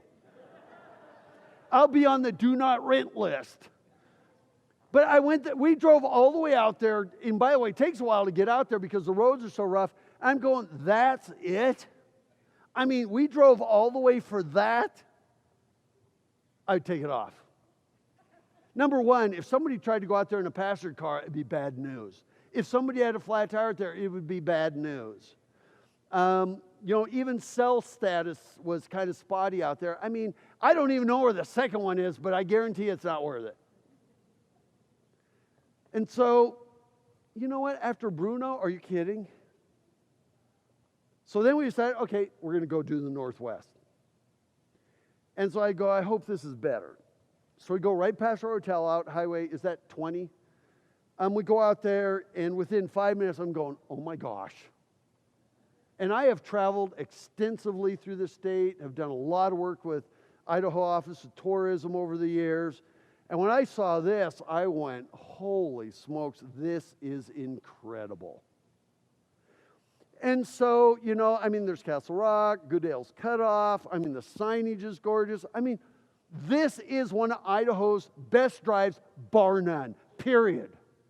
And it needs to be promoted it that way. And I'll pass it on to the state. It is one of Idaho's best drives. I mean, it is phenomenal. By the way, Anderson Ranch, we thought was going to be a ranch out somewhere. So quit calling it Anderson's Ranch Reservoir. Call it Anderson's Ranch Lake or Anderson's Lake. Most reservoirs are called lakes. It has much more sex appeal than reservoir does. Remember what I said about, the devil's wash bowl or whatever? We don't want to call that this, but that. But it's just phenomenal. I mean, so we drove up there. I mean, let's put scale and see a little boat out here. I wish there would have been a little sailboat out there or something. Just phenomenal. So we drove up to the town of Pine, is that right? And we walked into Knit's Pine store. Well, it was really cool. We went in there because we didn't know what to do. The lady working, so we bought 2 Idaho spuds, of course. And she said, well, you know what? I said, we're not from here. Here's my first question. Is this a loop? Can we drive down the other side back? Because I thought if this could be a scenic route, it would be one of the best scenic loops in the United States. So she said, yeah, it's dirt roads, and there's one little rough patch.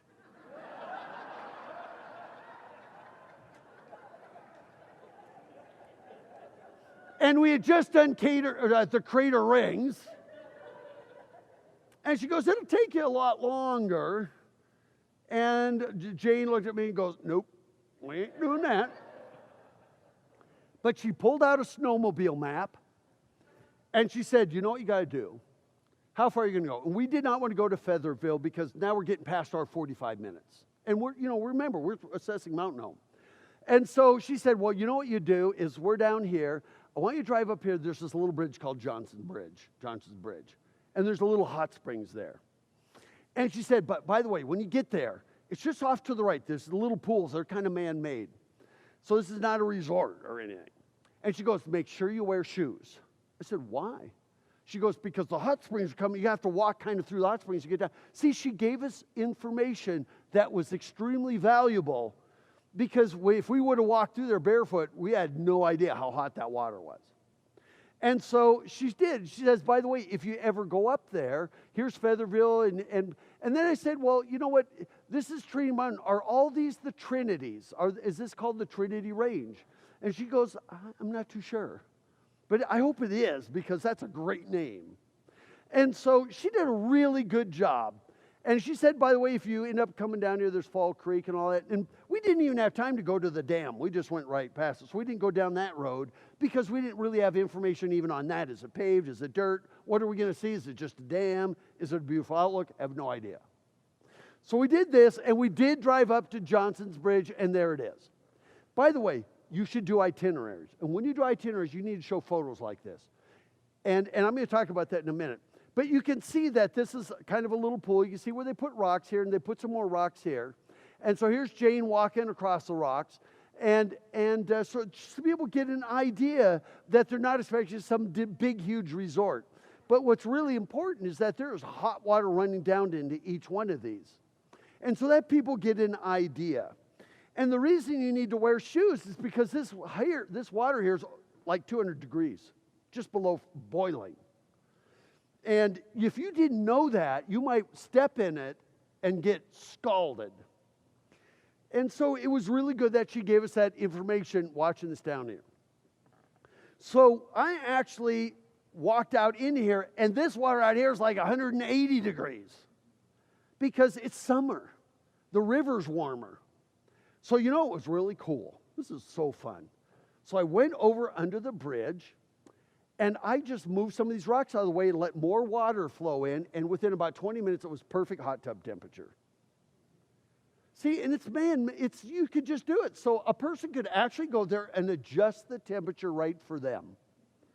I mean, we could have spent 3 hours right there. And so then Jane, of course, had to go for a soak, and by then it was perfect. Although she didn't soak, we weren't ready. And then we said, you know what? Wow, we found this little thing up here. And we said, there's this culvert here. And I said, okay, it's a culvert, cold water. Hot water. And so I thought, okay, look at this. We even have hot pools right here. And by the way, in your itinerary, if you include pictures, you say there's a little trail right by it. You can walk down here. And by the way, don't be fooled. That is smoking hot water coming out of that thing. And by the way, not only we put Anderson Ranch Lake, we would also put Johnson's Bridge as one of your anchor tenants. We had a great time out there. By the way, we could, you know what?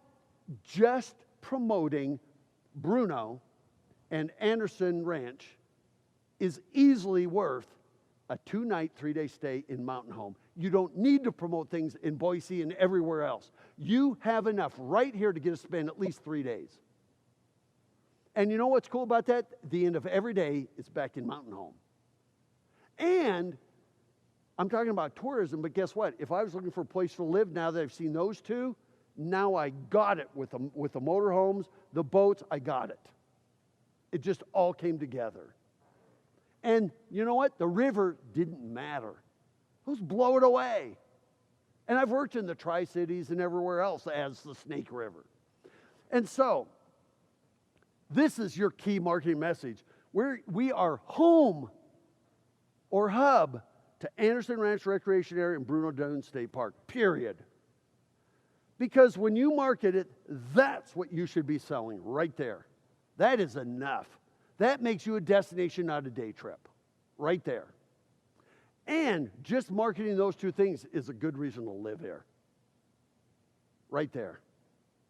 You know what? You just save yourself a fortune in more brochures and itineraries. And that reminds me, we want you to create them. Because there are brochures like this that say ranch, the Anderson's Ranch, let me go back to that, recreation areas. And it says areas, so I guess there's more than one. But then it just has like pictures. It just says a quiet stretch, snowmobiling. There's no specifics whatsoever. It's just pictures and something for everyone. By the way, I want you to remember, do not give the people that did these a bad time. They're doing the very best. They really worked hard at producing these pieces. But let me tell you what you need to do to make it better. And so once again, it's nice it showed you the roads. And we did use this map when we got up there. And that was really great. But you know what? We did a whole video just on itineraries. So you know what? Our staff we're from Seattle. So I had Jordan in our office. I said, Jordan, do me a Seattle on foot one-day itinerary. Granted, it's Seattle. So he did this. And they put, at 7:30, you go to Olympic Sculpture Park. He went through the whole thing. 9 o'clock, you do this. And so we're talking about itineraries. We're talking about times. We're talking about specific places to eat, lunch at Ivar's. You know, if there's a cost, here's how much it costs to get into the state park. By the way, cool thing we found out when we went to the crossings, it's $5 to go into the park. And I said, well, you know, can I just buy like a year-long park pass? And she goes, well, how long are you here? And I said, well, just for the day, but we're going into a couple of parks. She goes, you know, this park pass you just paid $5 for will work all day at any of our parks.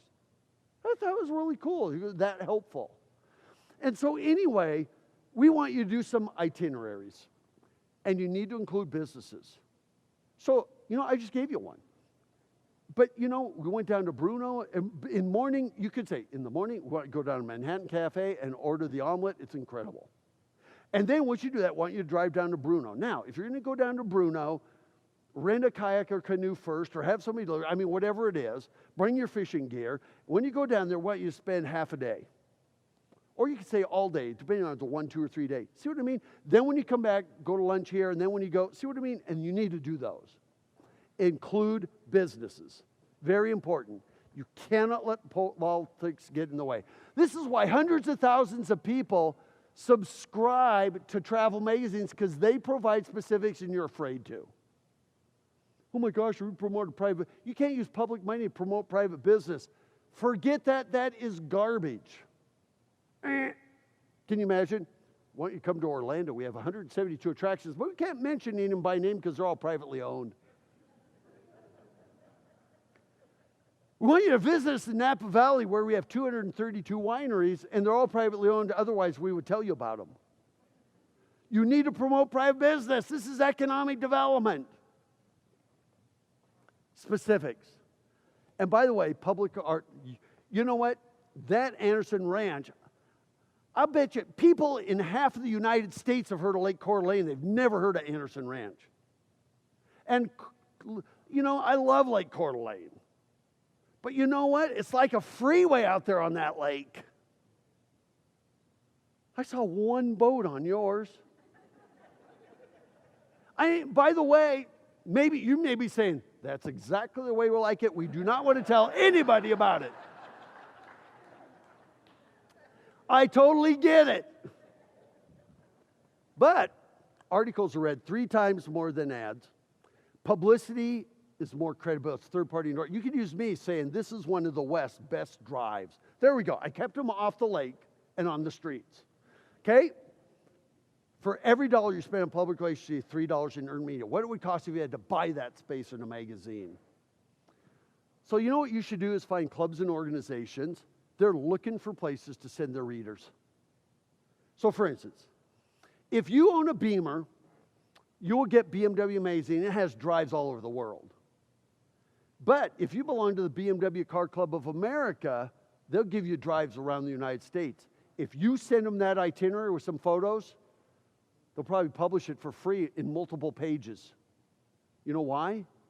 Because it caters to their readers. And that drive is awesome. It's just an incredible drive. And then, by the way, this is the one in Seattle. I'm sure there's probably a Boise one. Seattle's BMW Car Club has a magazine, comes out every month. And in Seattle, this month in August, they're sending everybody to Canada, to Squamish and Whistler. So you know what? I emailed and said, why did you send people to Canada? It says, well, because the town of Squamish sent us a sample itinerary. We thought it was really cool, so we published it, and we had 200 cars go up there. 3 days. Didn't cost them a dime. You know, the very next month, Cannon Beach, Oregon. This is Seattle. They're sending them out of state, and it's working. You know, Mountain Tristy's drive recap. And I'm telling you, it doesn't matter whether it's BMW or whether it's Mercedes. Every month, Leavenworth, if it's Seattle, Leavenworth, you know, the Bavarian town, Camino Island. I mean, there's Subarus and Mustangs and you name it. There's a car club for just about everything out there. Let alone that drive, Harleys, Goldwings. I mean, what an incredible motorcycle ride that is up there. So, find local writing. I bet you got club members here to write these. Have them write them up, photograph them. And here's one thing that's really important. When you market a town and you need to market specifics, that is a problem with chambers. Chambers market chamber members. So we got a list that listed the shopping, and I think it was a chamber directory, listed the shopping, and probably your top 3 or 4 shops weren't even listed because they're probably not chamber members. So that's why chambers can't really do tourism very well unless you have a person, because that's what happens. Say, well, why should I join if you're going to promote somebody who's a non-member? You have to promote, you have to think about your customer, not your membership. And that's always a challenge. Always a challenge. So, when it comes into these 2 and 3 hour trips, these would tell you how to get there, but it just doesn't really give you enough to close the sale. And there's no photographs or anything. So these are things we could fix in the best of brochure. But they did the good thing. Here's Balanced Rocks, Shoshone Falls, Mammoth Caves. A lot of them we didn't do. By the way, you could do sample itineraries by type of travel. By the way, multi-generational is the big deal. People like us with kids and grandkids doing these kinds of trips. So even things like brochures like this, come play in our big backyard.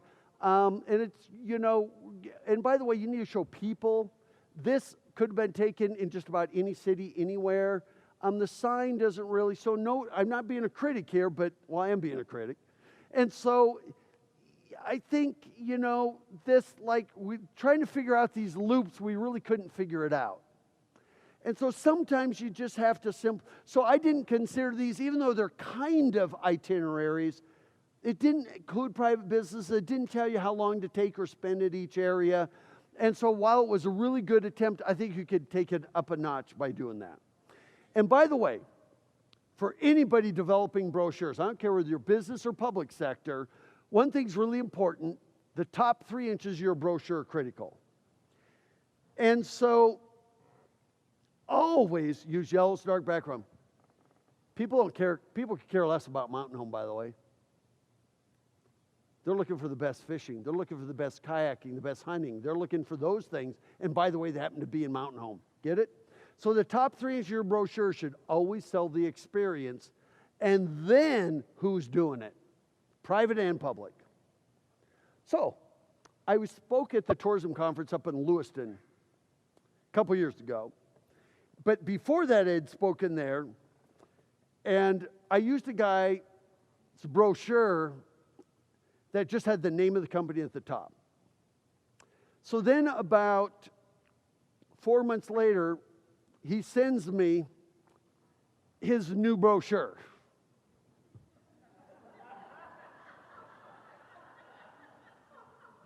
Would you pick it up? Darn straight. Yeah. Yellow on a dark background, sell the experience first. And so there it is. That's what you see, the houseboat from hell. And then, by the way, of course, it's Hell's Canyon. It's on the back. And you know what? I called him up and I said, fantastic brochure. What happened? He goes, well, first of all, I went through 10 times more brochures. I said, but are they picking up and going, what the heck? What the hell? Are they picking them up and doing that and then throwing them away? He says, well, you know what? They're probably throwing away a fair amount of them, but it increased my business by more than 350%. 350%. And I said, so tell me about that. And he said, here was so funny. He said, people would pick this up. They weren't even thinking of renting a houseboat. But when they saw this picture, and he put in there, if you've never driven a houseboat, I will give you 3 hours worth of lessons. He said most of my 300% increase, 350% increase, was first-time houseboaters. And they're paying for the extra insurance. You know, they're staying longer. And he said, yeah, it was just total genius. It works. Sell the experience first. And by the way, we're Mountain Home. Or we're the name of whatever business you are. Even in your ads, all ads, Mountain Home should be down there, not at the top. It's never about you as a city. Always one signature photo that goes, yeah, evokes emotion. Okay? Then your headline, grab life by the handlebars in this case. Then you could put a subhead. There isn't one on this one. Then, hopefully, that's enough to get you down here to read the body text. Never more than 100 words on your homepage or on any brochure cover. Photographs really are worth 1,000 words. And then the logo, Devon, Alberta, which, by the way, is Biketown, Alberta. And then the website, ridedevon.ab.ca. And then the exclamation point, enjoy the ride. Devon, Alberta, Biketown, Alberta. So, most of your photography I saw was okay, but it didn't jump out at me. So I want to talk about your photography for a second. They really are worth it. In my book, the 25 Mutable Rules of Successful Tourism, we talked about they're worth 1,000 nights. You always want your photography to be an activity that's unique to you. I have seen gazillions of pictures of little kids being face painted at the county fair, and I could do that at any one of 3,500 county fairs across the country. Cute, but not enough to say I'm going to choose you over somebody else. Get it? And so all your photographs, experience in the foreground, location in the background. Experience in the foreground, location in the background. They should include these 4 things in all your photographs. Number 1, people. We relate to people more than places. And by the way, when you put people in there, it adds scale and depth. Okay? And they need to be in an activity, not standing there doing a selfie. They need to be kayaking, fishing. They need to be doing that kind of stuff. So far, I got Jerry's approval, right? Okay? It needs to be unique to you. It needs to evoke emotion that would go, wow, wow. When I saw that little fishing boat down there in that lake, I was going, man, I wish I was on that boat. I can't imagine what these cliffs look like. And then sell a feeling more than a place. Look at this. On your journey through life, make sure your biography has at least one extraordinary chapter. I heard it. Somebody said, wow. That's what you need to do. Nothing sells like a smile. Having a great time is always rules. Smiles are contagious, even in photographs. Experience first, location second. Experience first. I mean, always people enjoying the activity in a great setting. Okay? And there you go. When you evoke emotion, it creates top-of-mind awareness. We remember you. And so, yeah. Some of you are going, not a chance in heck am I doing that.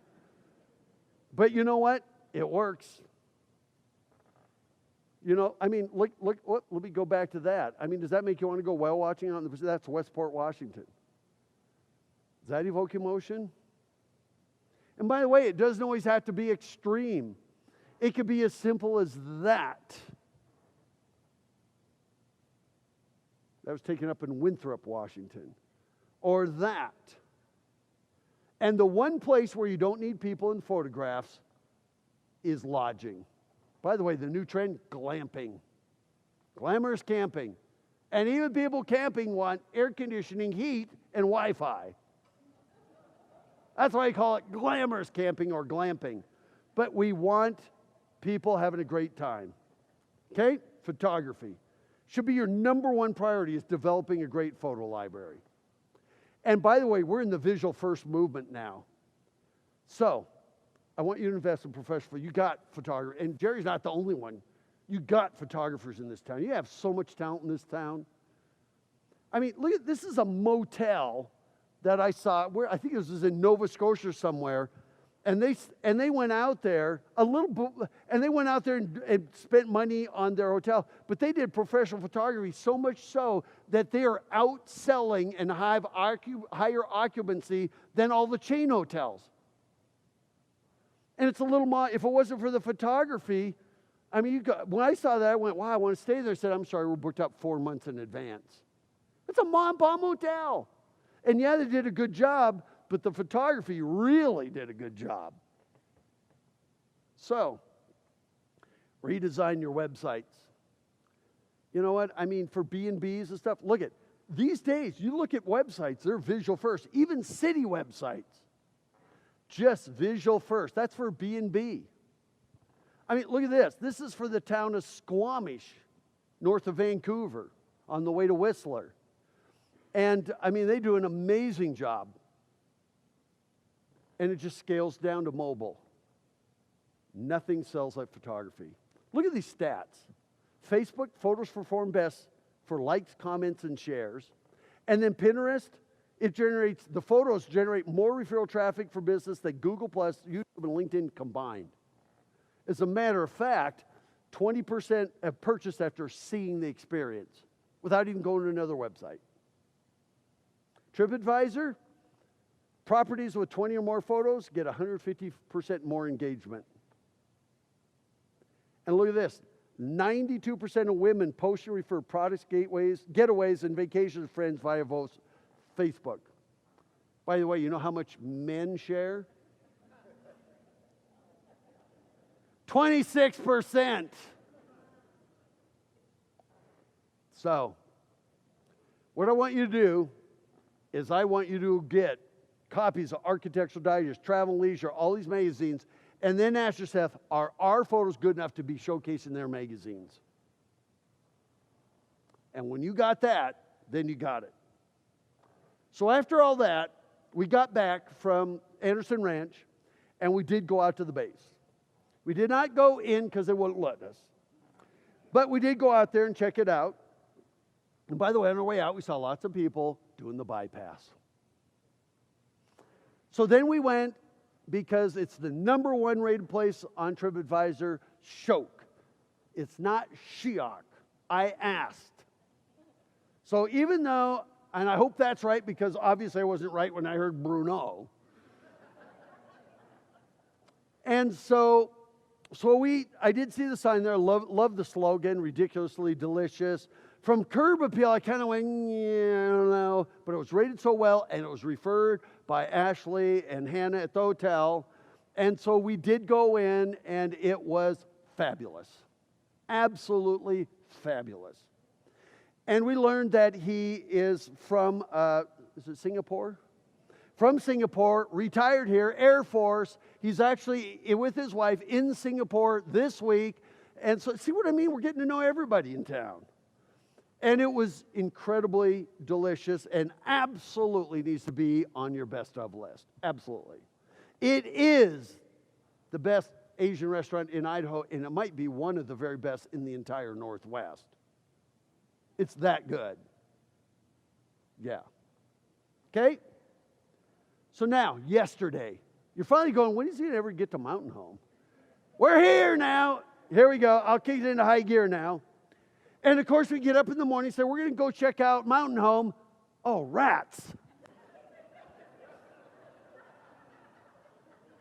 There's no signs that tell you where it is from the hotel. Well, by now we figured it out. But we decided, okay, we're going to go up here, Rattlesnake Station. We did read somewhere about Rattlesnake Station, about how the town used to be there when the railroad came in. They moved it down. And then I'm trying to figure out whether the tank was there to chase away tourists. I have no clue what it has to do with Rattlesnake Station at all.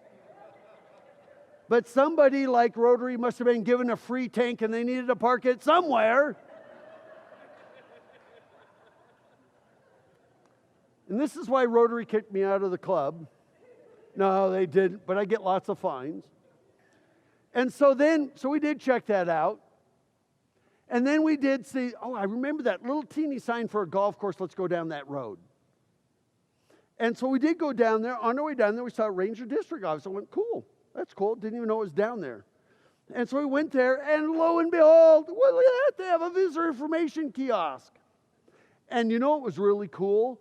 You don't see this very often. They actually had Mountain Home brochures in it. Yes, although there could be another one right there. There's a space for one. The best of Mountain Home. But that was cool that it was right there. It said other side for closures. We did check the other side. And by the way, since this is a radio station, Crater Rings was not on the closure list. So if you want to go out there in your sports car, good luck. While we were there, we saw this little pull-off. I went, what the heck is that? And then we saw this sign there. And we saw this little pathway system. So we pulled in there. It was cool. I told you it's 2.5 mile, 1.2 Desert Canyon Trail, and the Bermidsolo Path. I'm not really sure how you pronounce it. And so we did drive up a little bit, and we did check out. We saw a family going by. Talk about posing perfectly. And we thought, I think it's a really great amenity. I wouldn't consider attraction because it runs right along inside the freeway. Now, however, if I'm staying at any one of those hotels, I want to go out for a morning run, fantastic. A great amenity. Great amenity. And it does go by the golf course.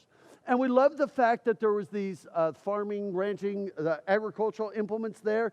I didn't know from the freeway the people whether they'd look like junk or not, but they're spaced out on it. They look nice, even from the freeway.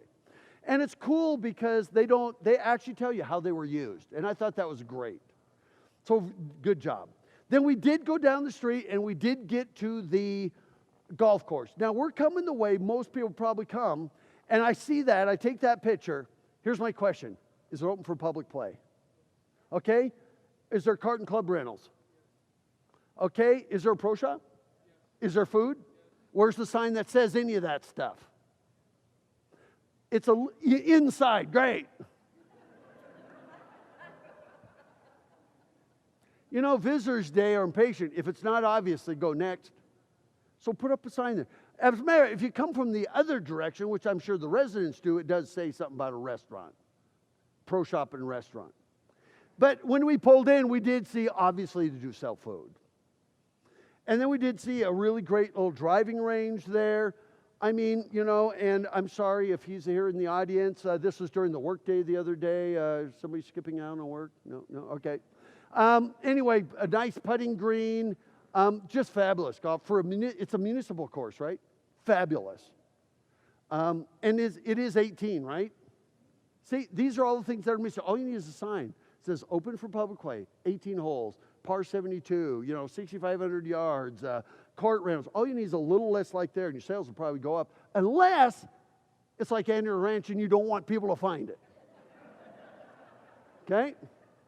So, Absolutely, I put it on the list. Great. We drive down towards town. We do see that. Great. Now, one thing to remember with these things, you need to put them where somebody can pull over and read them. You know, because if you're going to invite us for lunch or whatever, you can't pull over here. And I can't remember, I think this is the power company or something's in there. We pull over in there anyway. I hope they don't mind. But that's one thing you need to remember. But it's beautifully landscaped, nicely done. And I thought Mountain Home Organizations welcome you. Great job. However, this one is right downtown in a place where there's no place to stop. It's way up on a pole. You know what here? I think this might have been Lions. Can't tell anymore. And you know what? I want you to switch from the Pioneer to something a little more modern. And I'm not sure what Beta Sigma Phi is. And so I just thought I would take it down. I'm not sure what purpose it serves. As we're driving down the road, American Legion Boulevard looks great. Saw the RV park right there, and it looked fabulous. Looked really nice. And by the way, that is your pretty stretch, although there are a few little challenges. I would also have a city ordinance that does not allow chain link fence in your core downtown area. Just makes you look like a Gestapo city. You can do, there's vinyl rod that look like wrought iron, but they're made out of vinyl. There's all kinds of other alternatives than chain link. So places like this, I'd go, man, is there a way we could start working with these products? All the blinds and the windows were all broken and everything. We're just going, okay. And then, you know, you run into places like this, and I don't even know what to say. You know, it might be a really good food truck, but even the motorhomes had a lot of junk piled around and everything, mobile homes. And so, you know, you just got this, it's like, holy smokes. I mean, you might have a beautiful house and next door is one you're going, whoa, what happened here? And so hopefully that's getting better over the years. I don't know which way it's going. And then we did get downtown. We did go to the museum, and it was great. So I was out taking pictures. Jane went in. She said the museum did a good job telling story. The one suggestion is tell even more stories. We like stories. And words to avoid in museums and historic attractions, never use words like artifacts, collections, you know, things like that that mean static, who donated items, because you know what? That tells everybody, boring. And so tell stories. We love stories.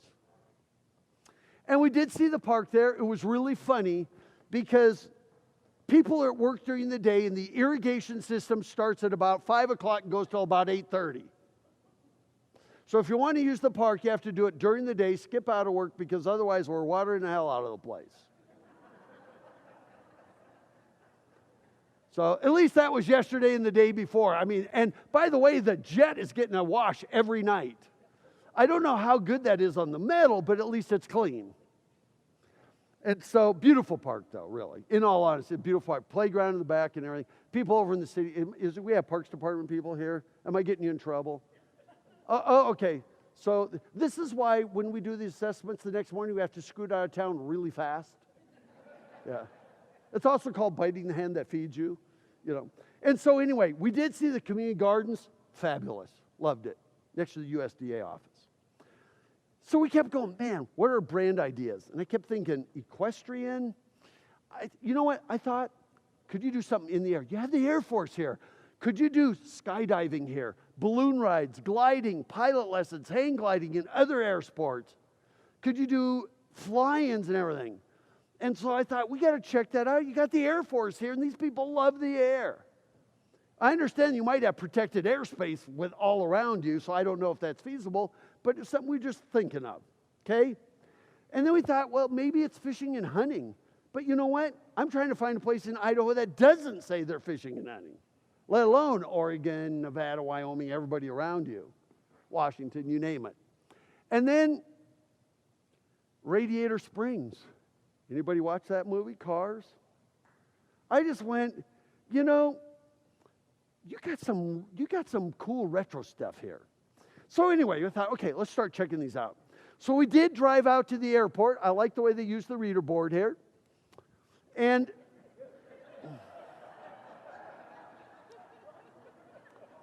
apparently nothing ever happens there.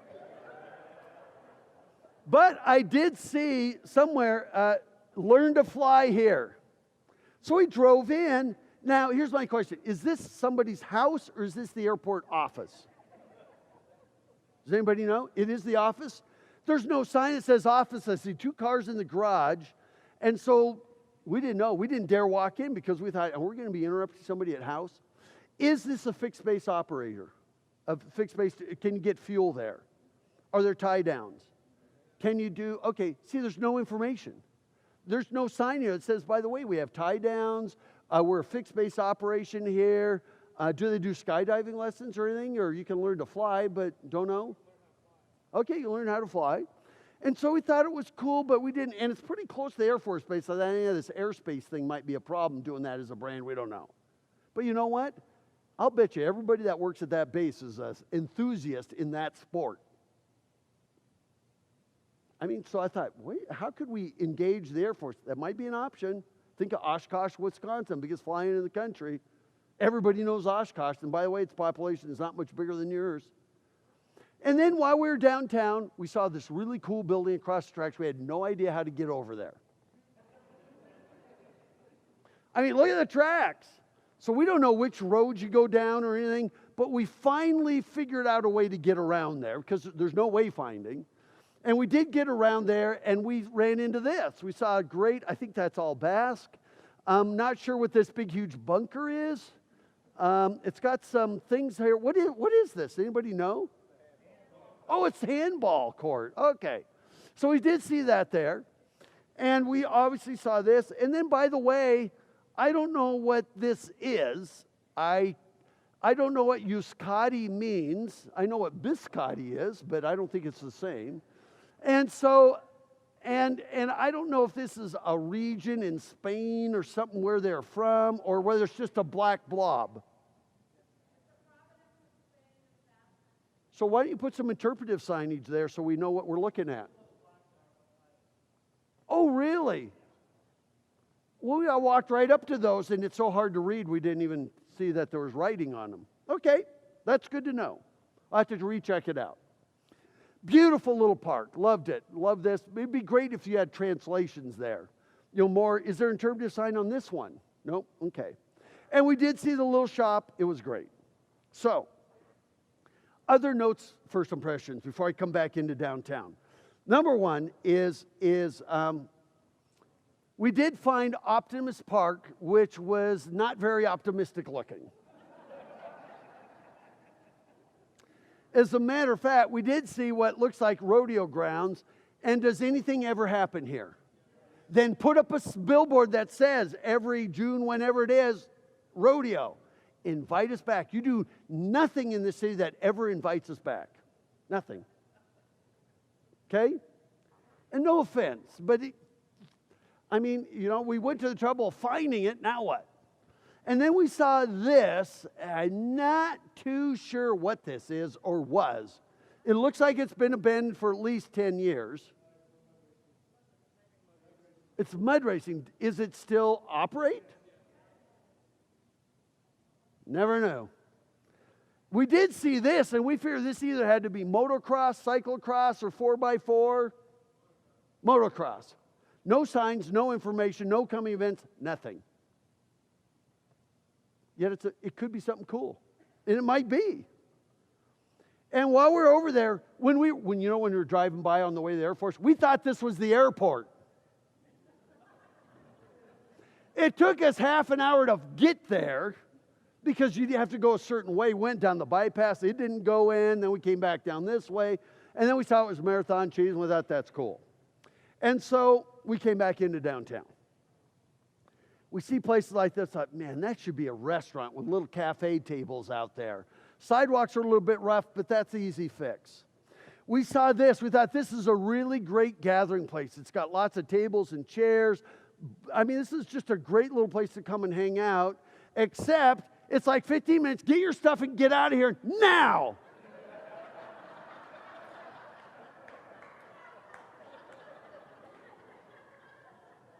If the line is 10 minutes long, you better get ready to scoot because we do not want you hanging around here. I mean, I understand there's not very many parking places there, but really? Now, we were there. We did eat ice cream there. We were there for probably 25 minutes, and our car did not get towed. But you know what I mean? You create this cool little place, you can drive it, and it says 15 minutes.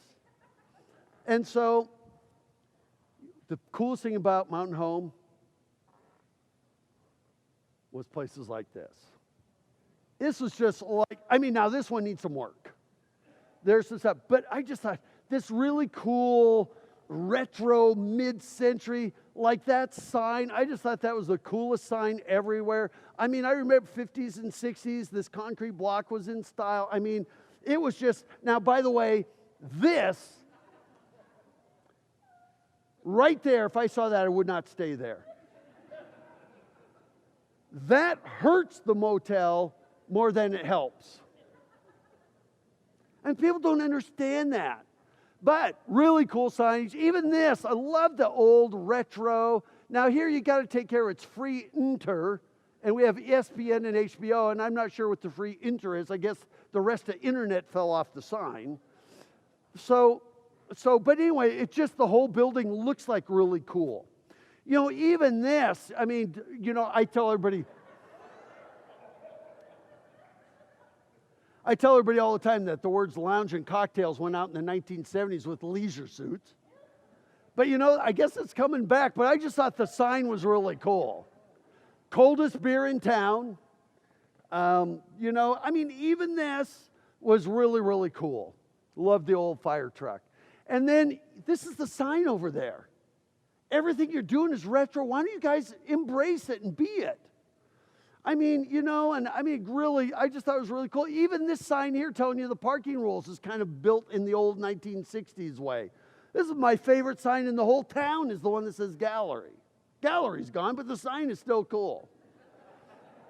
And so I just thought everywhere you go, even these cool little murals there, it just was like, this place is so cool. You got this, and down the road, you know, the old, Desert Inn Cafe. I wish they wouldn't have added the restaurant. Oh, I'm glad they did, because you can't read the sign during the day.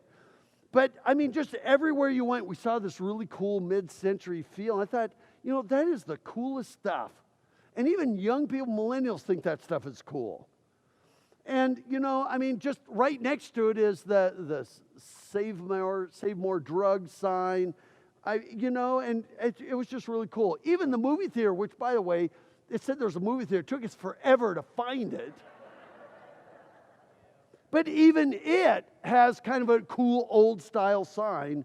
And even your local paper has a really cool retro kind of looking sign. And we noticed down the road that you even have a sign company that makes those signs. And by the way, this is even a sign. And so I thought, you know, if you guys did kind of a mid-century theme, you'd have classic car shows. They'd be coming here instead of Boise or Twin Falls. They'd be coming here. And then you'd have motorcycle rallies, quilt, and even art guilds. And by the way, you say, what do quilt guilds have to do with this? Because you know what? Do you know quilt guilds, it's 98% women. I've never met the other 2% guys. But the men always come with them and they have nothing to do. Okay? Film producers who need mid-century settings, restaurants. You already got like Frankie's. You already got a bunch of these kinds of places. You know, you could do mid-century living exhibits around town. I mean, we just kept going. You could do sock hops, classic movies on a square. I'm going to get to that.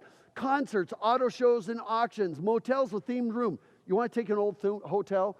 If somebody has a mom and pop hotel, here's what you could do. First of all, the beds need to be good quality. They should not be retro. No mid-century beds. But I got an idea for anybody. Wouldn't it be cool if you could theme a room around a year? You might theme a room of 1964.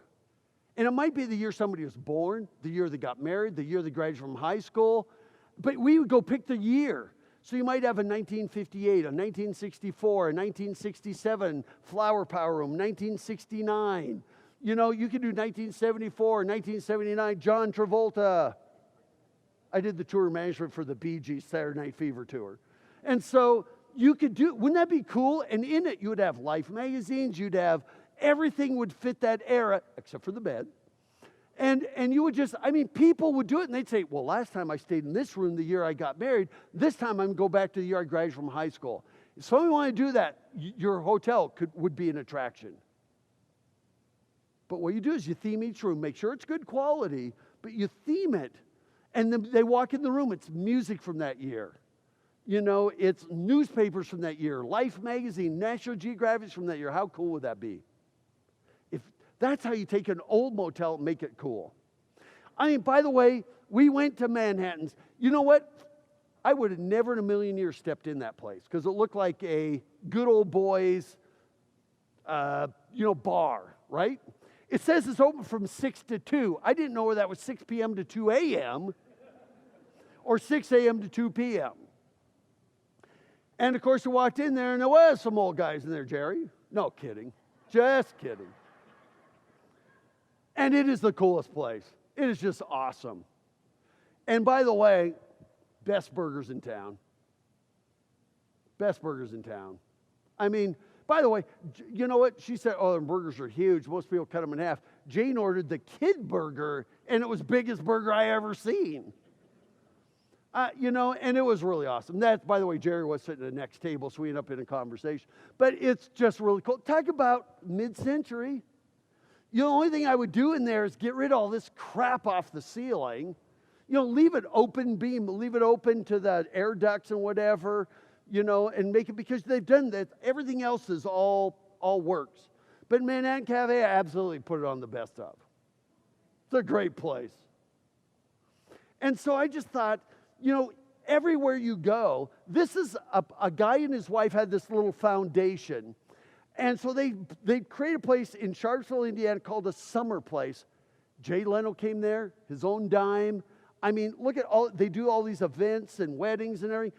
If you did this, people think it's cool. You go to the web and do, by the way, it used to be retro, now they call it mid-century. I guess that's cooler than retro. But this does not just cater to boomers. It caters to younger people. They think it's just the coolest era ever.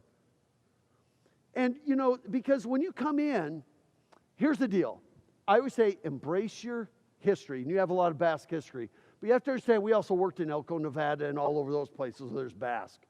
We're here for things to do, not things to look at. And your mid-century are things to do, whether they're restaurants, sock hops, whatever you do around it. And so I think it's important to embrace the Basque history, but it's not really a great idea it's nothing for people to do. So I have this idea. This is where we start. You may say he's going off the rails. But you know what? When you come up this way into downtown, there's nothing that says to turn or anything. So we saw this. So according to local rumors, by the way, you'll learn a lot about the town just talking to locals.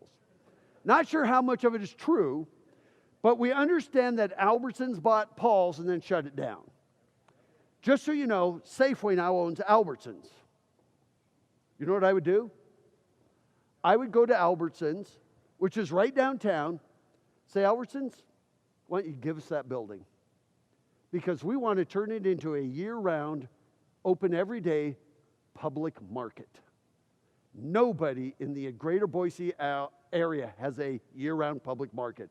Boise has a pop-up farmer's market that lasts a few hours every week. That's it. So if you took that and you turn it into a public market and then take this whole parking lot and turn it into a gathering place. So what if? So there it is from overhead. Here it is right here. What if that became the Mountain Home Public Market? And it would be open till 9 o'clock at night, 6 or 7 days a week, year-round. It's not a farmer's market. It's a public market. It has art in it. It has antiques in it. It has locally crafted gifts, photography, paintings, pottery, you name it. What if that was there? Then what if that entire thing became a plaza? Why don't you just shut down this little road right here? Do you really need this little road? It's easy to get around. What if this whole thing? So now the little, what is it? Stockyard would be on the plaza now. And so what if this was all pedestrian-only plaza area? Just what ifs? and you had a central gathering place. You know what? I'll bet you if I asked people in Mountain Home, where do you go to hang out? Most of them would probably say some other city or Legacy Park. And then I thought, and what if you put street trees all the way around it? So it was all in this like a courtyard. And what if you even put kind of a plaza in there? So that asphalt, we changed the asphalt. I'll show you a way to do that. And you put a stage there in the corner so you could host car shows and everything.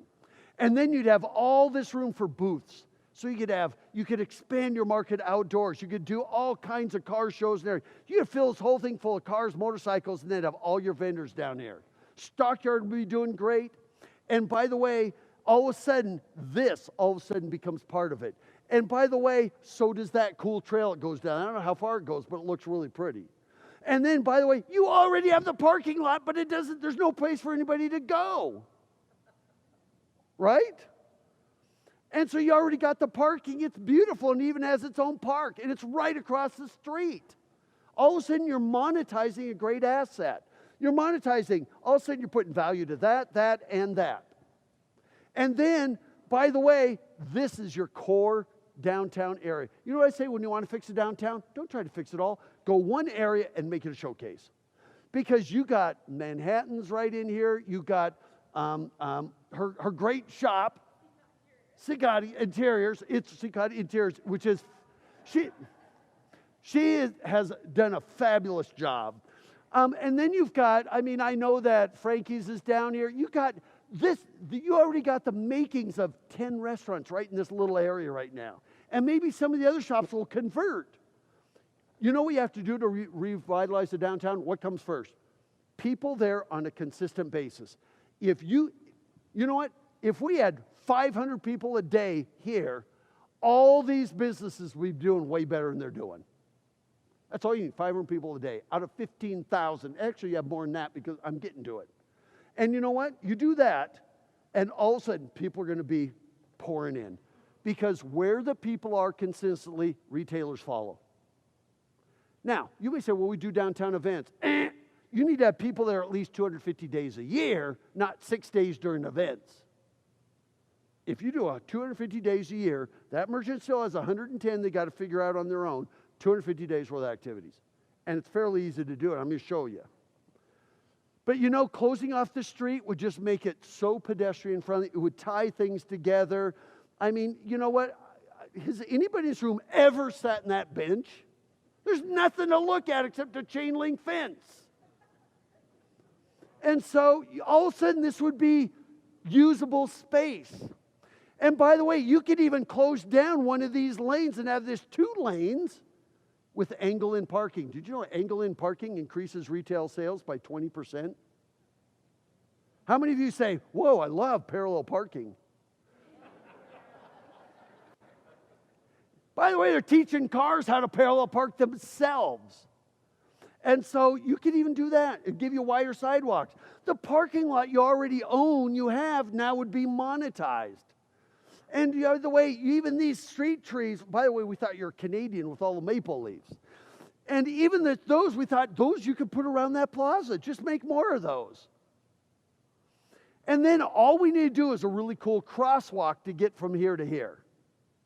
Because the parking's right there, and this is it. This whole thing would be all pedestrian.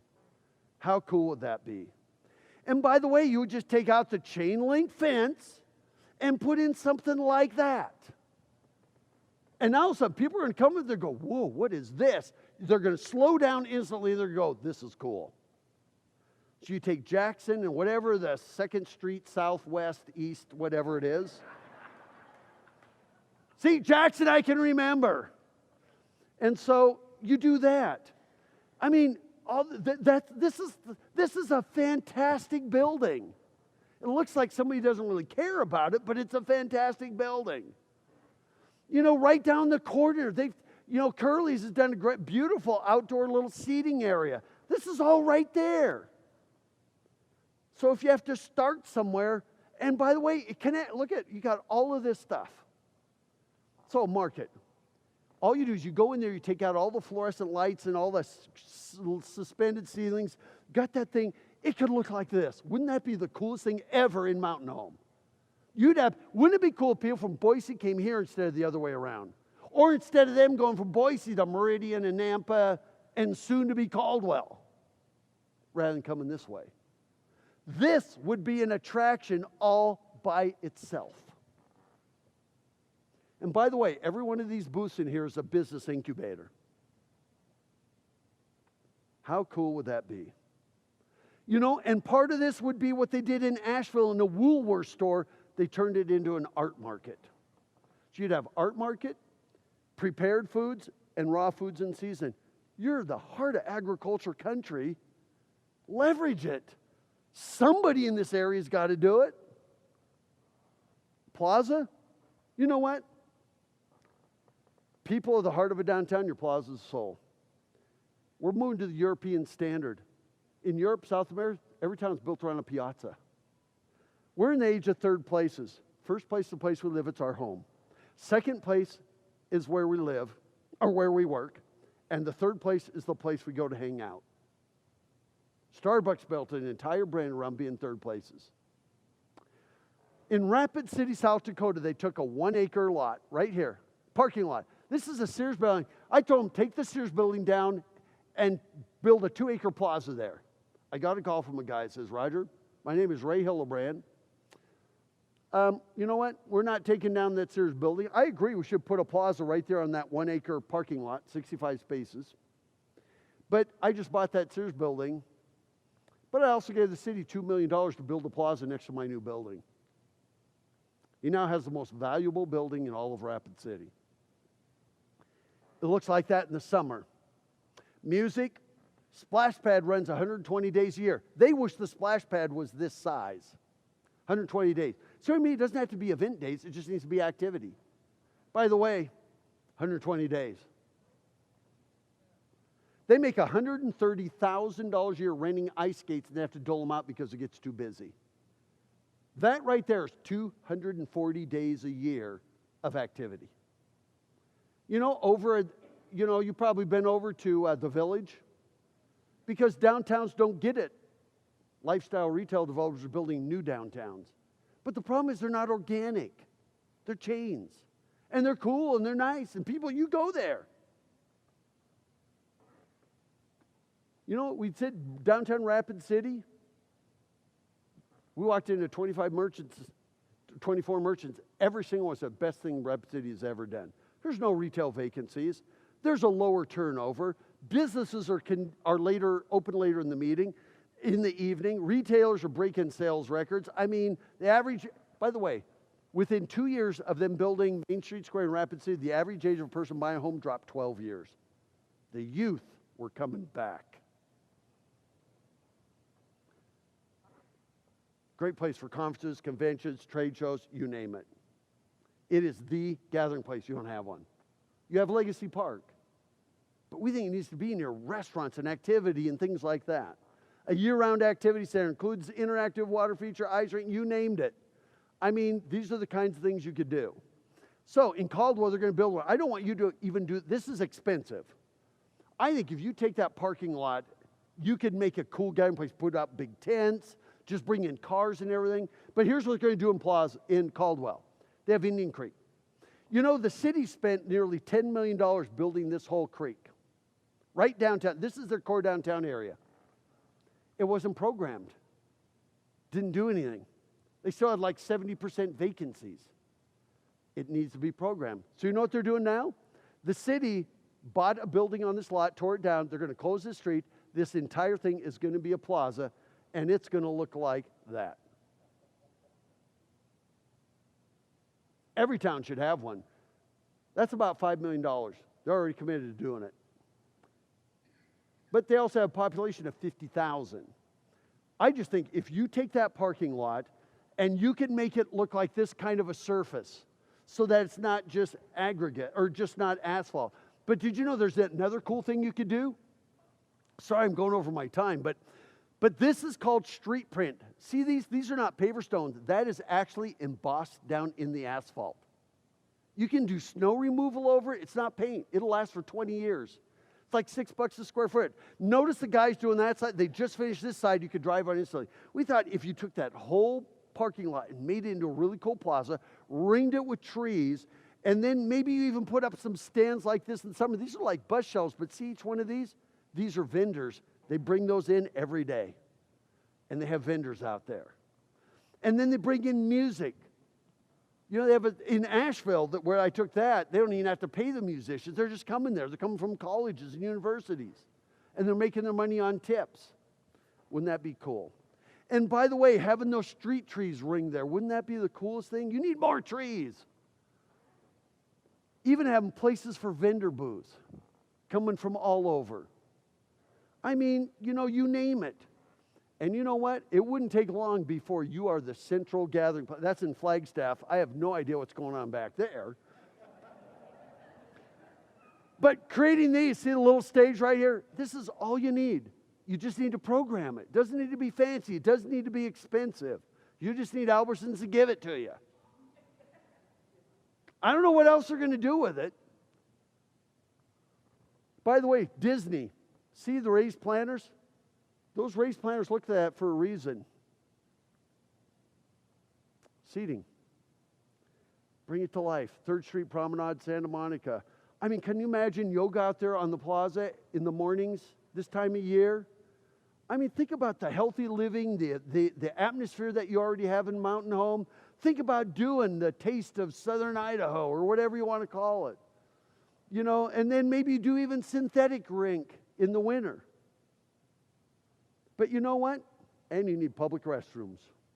Relieved visitors spend more. So I have a great idea. This is in Sulphur Springs, Texas. That is a restroom. And what's really cool about it, that's it from the outside. They have 2 of them. They're about $30,000 each. Notice they even have chess set there. There it is from a distance. What's really cool about it is when you go inside, it's one-way glass.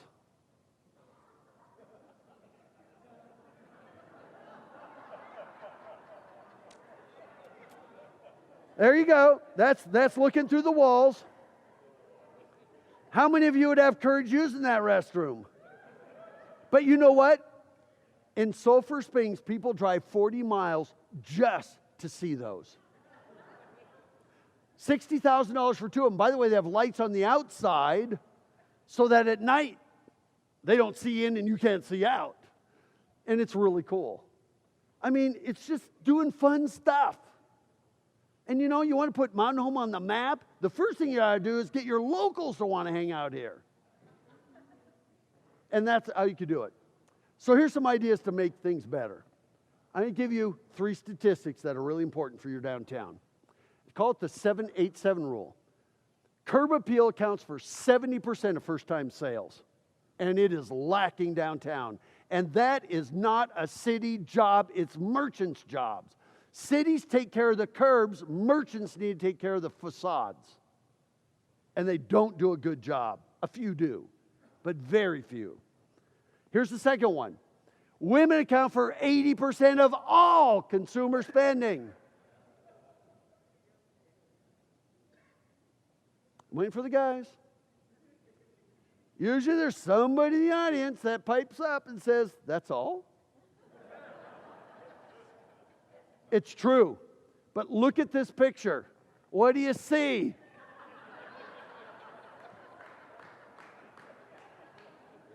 That was not staged. I have 2 words for you. Think benches. And by the way, you should have 30 or 40 of them in your downtown. You've got like 10, and they're concrete ones that I wouldn't even want to sit on. Always at the facade facing out, by the way. So there you go. 70% first-time sales from curb appeal, 80% by women. Here's the third one. 70% of all retail spending takes place after 6 p.m. So do not complain about Walmart because they're open and you're not. 70%. Think about this. As a visitor, during the day, we're down at Bruno. We're up at Anderson Ranch. We're out there hunting, fishing, doing all the things you sent us out to. We come back at the end of the day and you're closed. 70%. That is the National Retail Federation. We did not make it up. That is why Walmart's open 24 hours. That's why Barnes & Noble, the few that are left, are open until 11. This is why banks are open later. This is why CVS pharmacies, they're all open until 9 o'clock, 7 days a week. And I'll bet you every single person in a lease agreement in the village is open until 9 o'clock, 7 days a week. Because of that. So, the average visitor is active 14 hours a day. Where do you spend 4 to 6 at Bruno or up north? And then, you know, we come back and we spend 8 to 10 hours doing that. And that is where 80% of our spending. So think about not only your Air Force officers and what do you call them? What's that? Personnel. Airmen. Well, there's even, but remember all the visitors that are visiting them. I mean, they're filling up the Hampton Inn. There's no place for them to hang out. They go to AJ's. You know, and no offense to AJ's or Wingers or whatever. But you know what? Another thing for businesses. Always promote what it is you're selling before the name of the store. I have no idea what Coyote Creek is. There is some writing down there, but I cannot make it out because it's really blocking, it's really condensed. The only way I can read what they're about is if I stand right in front of the store. So they're probably losing a lot of business because you don't know what they're selling. It should say wrought iron, home decor, and more, and then in small letters put Coyote Creek. So there's something for your businesses. The stockyard, I have no idea what the stockyard is. Well, and then I go around the end and I can you read that? It's red on black. I had to get out, it says bar and brew house. But I have to stop there, get out and read the sign. By the way, is it still open? Okay. Not real obvious, no beautification. You know what? Blade signs. I know this place must have tattoos, and I can see a bakery. Do you know what's in any of these shops? Other shops. These are blade signs. Most of your businesses are not using them. By the way, Leavenworth, Washington. Chocolate, collectibles, train, restaurant. I know instantly what they're about, and they're perpendicular. When we walk down the sidewalk, driving down the street, we see blade signs that are perpendicular to us. That's what you need to do. And by the way, the best towns have blade signs. That's Nantucket. You know, there it is from a different angle. This is Carmel, California. Here's Canmore, Alberta, town of 10,000. Look at that. That's what you need to do. Kitchen Boutique, obvious what they're about. By the way, this is Lethbridge, Alberta. These are built to 100-mile-an-hour wind loads. And they were just putting them in when I was there. And so they were just putting these in here. They just set them up, and they were just going to fill these in. So if a merchant changes, all they have to replace is that. So there's some general rules. No lower than 7, no higher than 9, no wider than 42 inches. Be perfect. Because right now you have big, huge fluorescent signs. And by the way, I'm not saying take out your retro signs because I think they're cool. And then, can you tell me what's in any of those stops? No idea. How about here? Can you tell me what's in any of those? There's no blade signs. I have no idea what's in any of those. Can you tell me what's in any of those? Okay, nothing is. That one's empty. But even here, give me a reason to walk down that sidewalk. I have no idea what's in any of the shops. Blade signs. You know, I could just keep going on. I know Elmo's Books there. You know, it's kind of a little bit oversized. But, I have no idea. And by the way, there's no beautification. Here, the only way I can read the signs is if I go out and walk in traffic. And then look up there and go, oh, there's title and loans and something else, places like this. Is this a jewelry store or is it a law office, a jewelry store, and an Asian restaurant? I don't know. If it's all three, the only way I knew there was an Asian restaurant was because of the hand-painted window when I was walking by. There's no blade signs. The other thing merchants should do, merchants should always have 24 inches outside their window to extend window displays to exterior spaces like that. That merchant does that every 10 minutes, every morning. This lady does this every morning. She pulls this out and puts her plants on it for this little nursery. Look at this store versus this one. Huge difference. I don't see your restaurants doing that. I think your merchants should do things like that or like that. Yeah, this takes a little bit of time every day.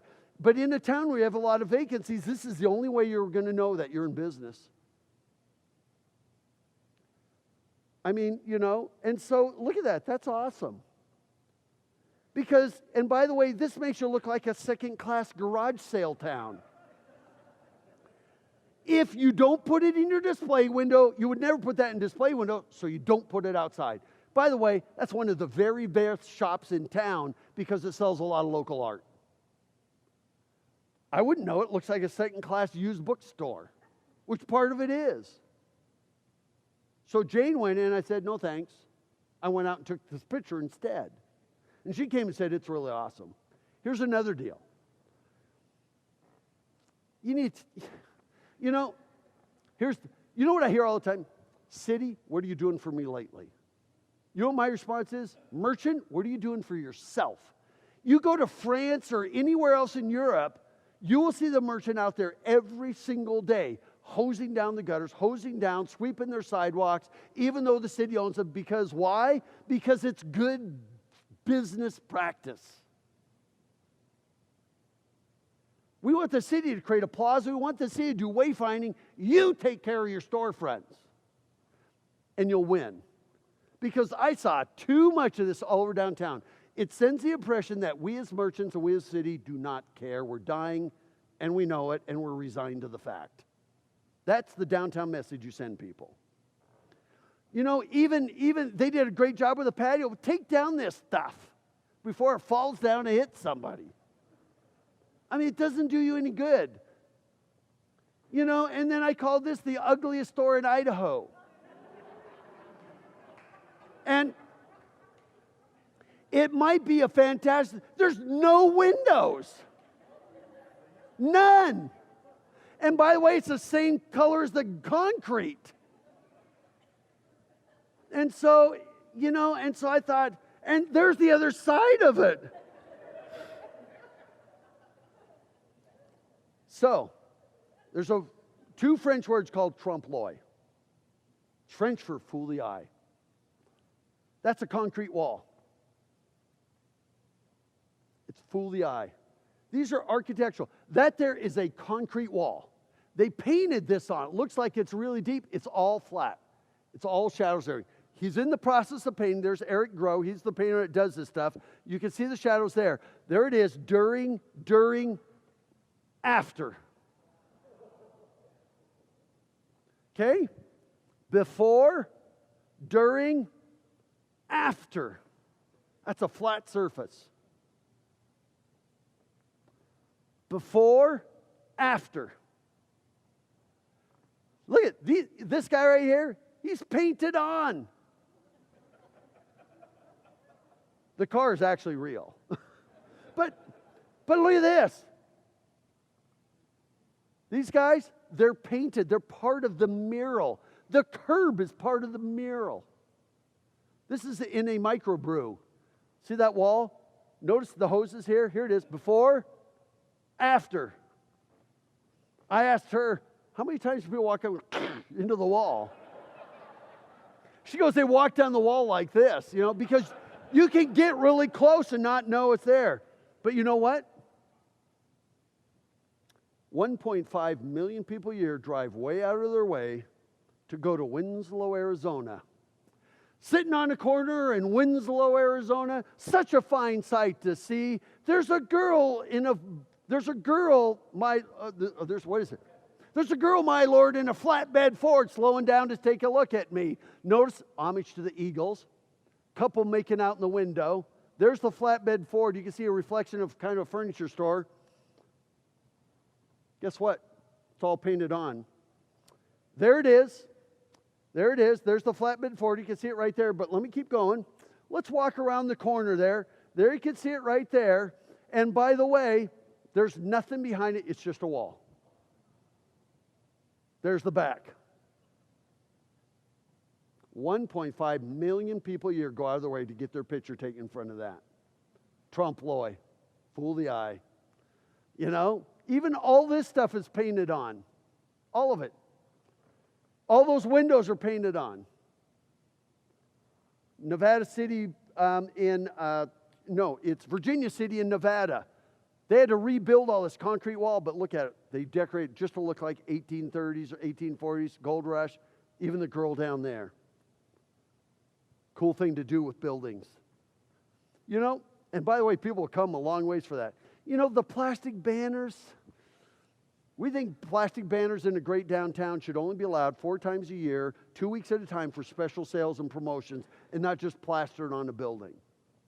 And the other, okay, here you go, I'm giving you a bad time. I already warned her yesterday. I said, the other thing I want to make sure you do is not this. And she explained why she did. Did you already take it down? Not yet? She hasn't yet. You know what I always tell people? Never say no. Instead, tell me where I can go. Now, here's a problem she may have. Where do I tell them to go? City Hall closes at 5. I don't know when the museum, right? That's the other problem. That's why you need those glass bathrooms. Okay? You know, my guess is that this bakery is long gone out of business. It's open? How would I know it? There is a little sign that says open right there, but I saw open signs in 4 other stores that obviously were empty. Curb appeal is how we know. Even Jenny's there. She did this job. There's no blade signs and no curb appeal. You know, I mean, look at all these shops. There's just no curb appeal. You don't know whether they're open or closed. I'd like to see merchants do things like that. Isn't that a cool little sidewalk sign? This is Sisters, Oregon. Population 1,100. Fantastic. You know what you could do? Here's my idea for you. This is Fredericksburg, Texas. Here's what they did.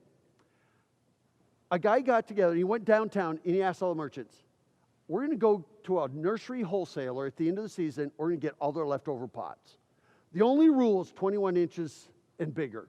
You know, we don't want little pots. We want big pots. And so, would you donate some money? One merchant gave him $5. Another one gave him $200. Another one gave him $50. I think the average was like $40 or $50.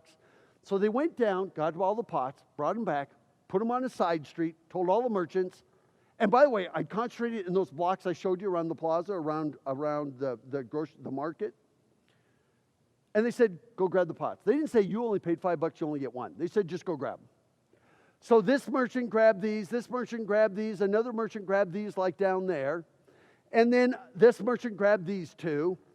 And they just put them out, and they set them up. And because it was October at the end of the season, then what they did is they put gravel, landscape fabric, and topsoil in a side street. They went to high school, band, sports, Boy Scouts, Girl Scouts, any youth organization, and said, we'll pay you a little bit of money to put rock in there, landscape fabric, fill them full of soil. So they did it. The kids did it. They made a few $100, you know, and it was all part of that donation. And then they stuck pinwheels in them to tide them through the winter. They were in the news and everything because all the pinwheels. And then in the spring, they planted them mainly with evergreens. But here's the deal. Not one case of vandalism because kids protect things they take ownership of. I mean, does that make you want to go in? Blade sign, beautification, there's pots left over. So there you go. There's that same statistic. There are many places we ate that we would have never eaten had it not been for somebody locally telling us, go inside, it doesn't look like much, and it'll be worth it, like Manhattan's and many other ones. Neenah, Wisconsin. Before, after. Retail sales went up 35%. Once again, before, after. And it can work in the winter. And it's easy to screen utility boxes and stuff. Because this merchant did a good job with these, but it is not enough. There should be a pot, a bench, a pot, a pot, a bench, a pot, and then these, maybe some exterior retail. I would paint these different colors. Do something, because you need your pots, by the way, every 3 feet, not one on every corner. It's not cutting it for you. You know, same here. I mean, great store, sign's not that great. It's got way too much text on it, and it looks very blocky. It doesn't look artistic, but it's a great store, but just really one little thing out there just doesn't get our attention. You know, great store, but Zero curb appeal. And by the way, all these benches should be back here. You should have this pot should be up there and the bench right next to it. And by the way, we believe in benches that you would actually want to sit on, not ones that are vandal proof. And you've got these around. They're great, but they should be back here. So, the other thing you need to do in this town that I just realized is you need to get some retail here. And I mean, you should have a Home Depot or a Lowe's. We saw all these new houses being built. And I mean, I'm going, man, you have a big enough population to have a little more retail here. As a matter of fact, we went and pulled some demographics. Within a 5-mile radius of City Hall, you have 20,000 people. So quit thinking about city limits. 20,000 within 5 miles. And then 10 miles, 23,000. You go out 15 miles, you have 23,500 people. And you know what? I've run into cities that say, we don't want any of them in because it's going to be like Walmart. They're going to kill all our retailers. That is absolutely false. If you didn't have the Walmart, all those hundreds of employees and all that money would be being spent in Boise or Twin Falls. So I want to show you how to get around that. All you do is have to differentiate yourself. This is Stu Leonard's, a grocery store in Connecticut. A mom and pop grocery store. Founded in 1969. 1989, the parents handed over the kids. You know what happened the next year? Walmart came to town. You know what happened the very next year? Costco came to town. And they panicked. Oh my God, what are we going to do? We cannot compete with Walmart, right? You probably heard that here. We cannot compete with Walmart. So they said, we have to narrow focus. We have to do something different. Because you know what happened 2 years later? Safeway came to town. Everybody was gunning for the mom and pop store. So you know what they did? They said, okay, we're going to narrow our focus onto farm fresh produce and dairy. You know what? They even gutted their stores to look like a farmer's market. And they really worked hard on that. They really talked about how they went and worked with the Amish and everything. They promoted the heck out of it, that they're about farm fresh, because Walmart, Costco, they can't compete with farm fresh like this store can. Matter of fact, to illustrate that they're about farm fresh, they have staff dressed as cows and chickens. How would you like a job there? Then they put a world-class bakery inside. There it is. They put a farmyard zoo out in front. They have displays that go moo and cluck. See what I mean? They made it experiential. And free ice cream if you spend $100 or more. And look at their little slogan, profit is the applause of happy customers. Well, guess what? They're known for farm fresh produce and dairy, fresh baked goods. Okay? Now, is that all they have to sell? No. They sell laundry detergent. They sell all the same stuff. But that's what they're known for. And guess what? Highest per square foot retail sales of any grocery store on planet Earth. So bring it on, Costco, Walmart, Safeway, Albertsons, you name it, because they just opened their 5th store. All you have to do is differentiate yourself. They're in the Guinness Book of World Records. I mean, they're winning every kind of an award. So, I think you need to keep some more of that retail spending here instead of sending people away. Okay? And by the way, I shop at Lowe's and Home Depot, but I also love my hometown hardware store. I go to Lowe's for certain things, but I always go to my hometown hardware. So sometimes we get in the communist mode that competition is a bad thing, when it's actually a really good thing. Okay? We'd love to see you. Here's your other brochure. The very best of Mountain Home. Number 2, Mountain Home's Hidden Gems. We'd love you to do a little book. And in that book, you have these cool little things that are out here in the country, around town. This is where you put other parks, other neat little things that you could do. And I don't have time to get into it, but you have lots of these that we didn't even find in our 4 days. And finally, to wrap things up, what should be your brand? When we sat there, we said, could you do air sports? I still think it's worth exploring. And by the way, a brand is something you live with. Branding is how you set yourself apart from everybody else. That's what it is. It's not about logos and slogans at all.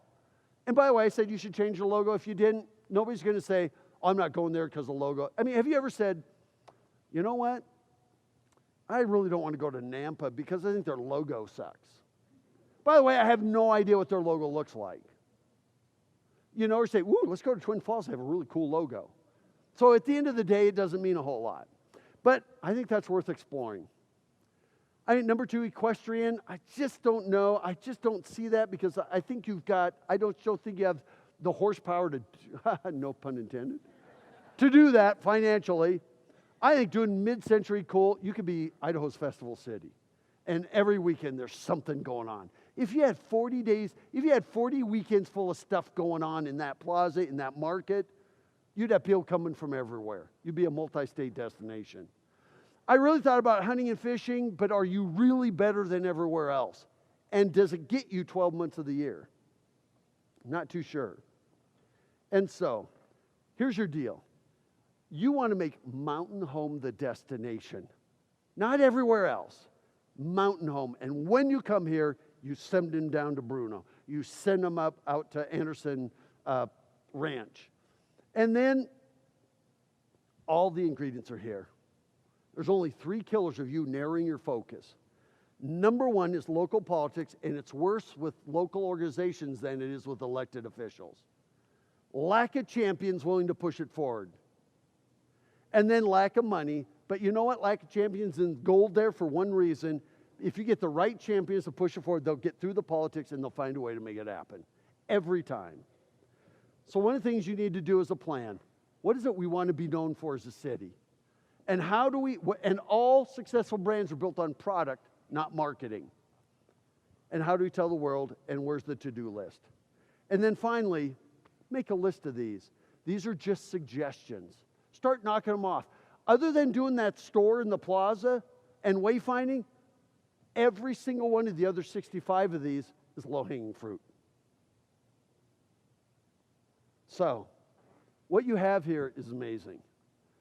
I mean, there is just no reason that you couldn't do this. By taking an old grocery store, even if you just lease it to them for $1 a year for 3 years or something, just to get something started. And you could do this. You need to get your people downtown, and it'll take root. Because right now, visitors coming through downtown, and they're not seeing the rest of Mountain Home. So the best time to plant trees 20 years ago, second best time is today.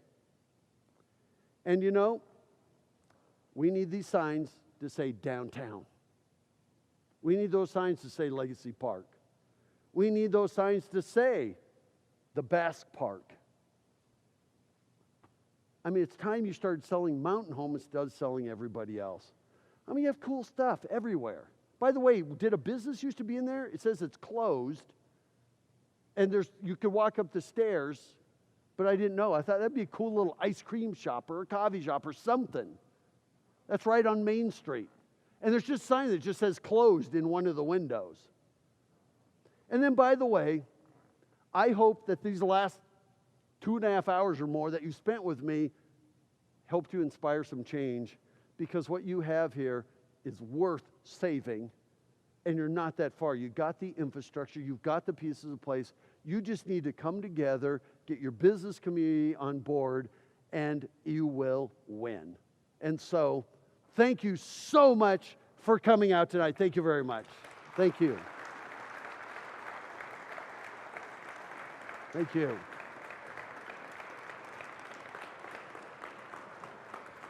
You're free to go. Thank you very much.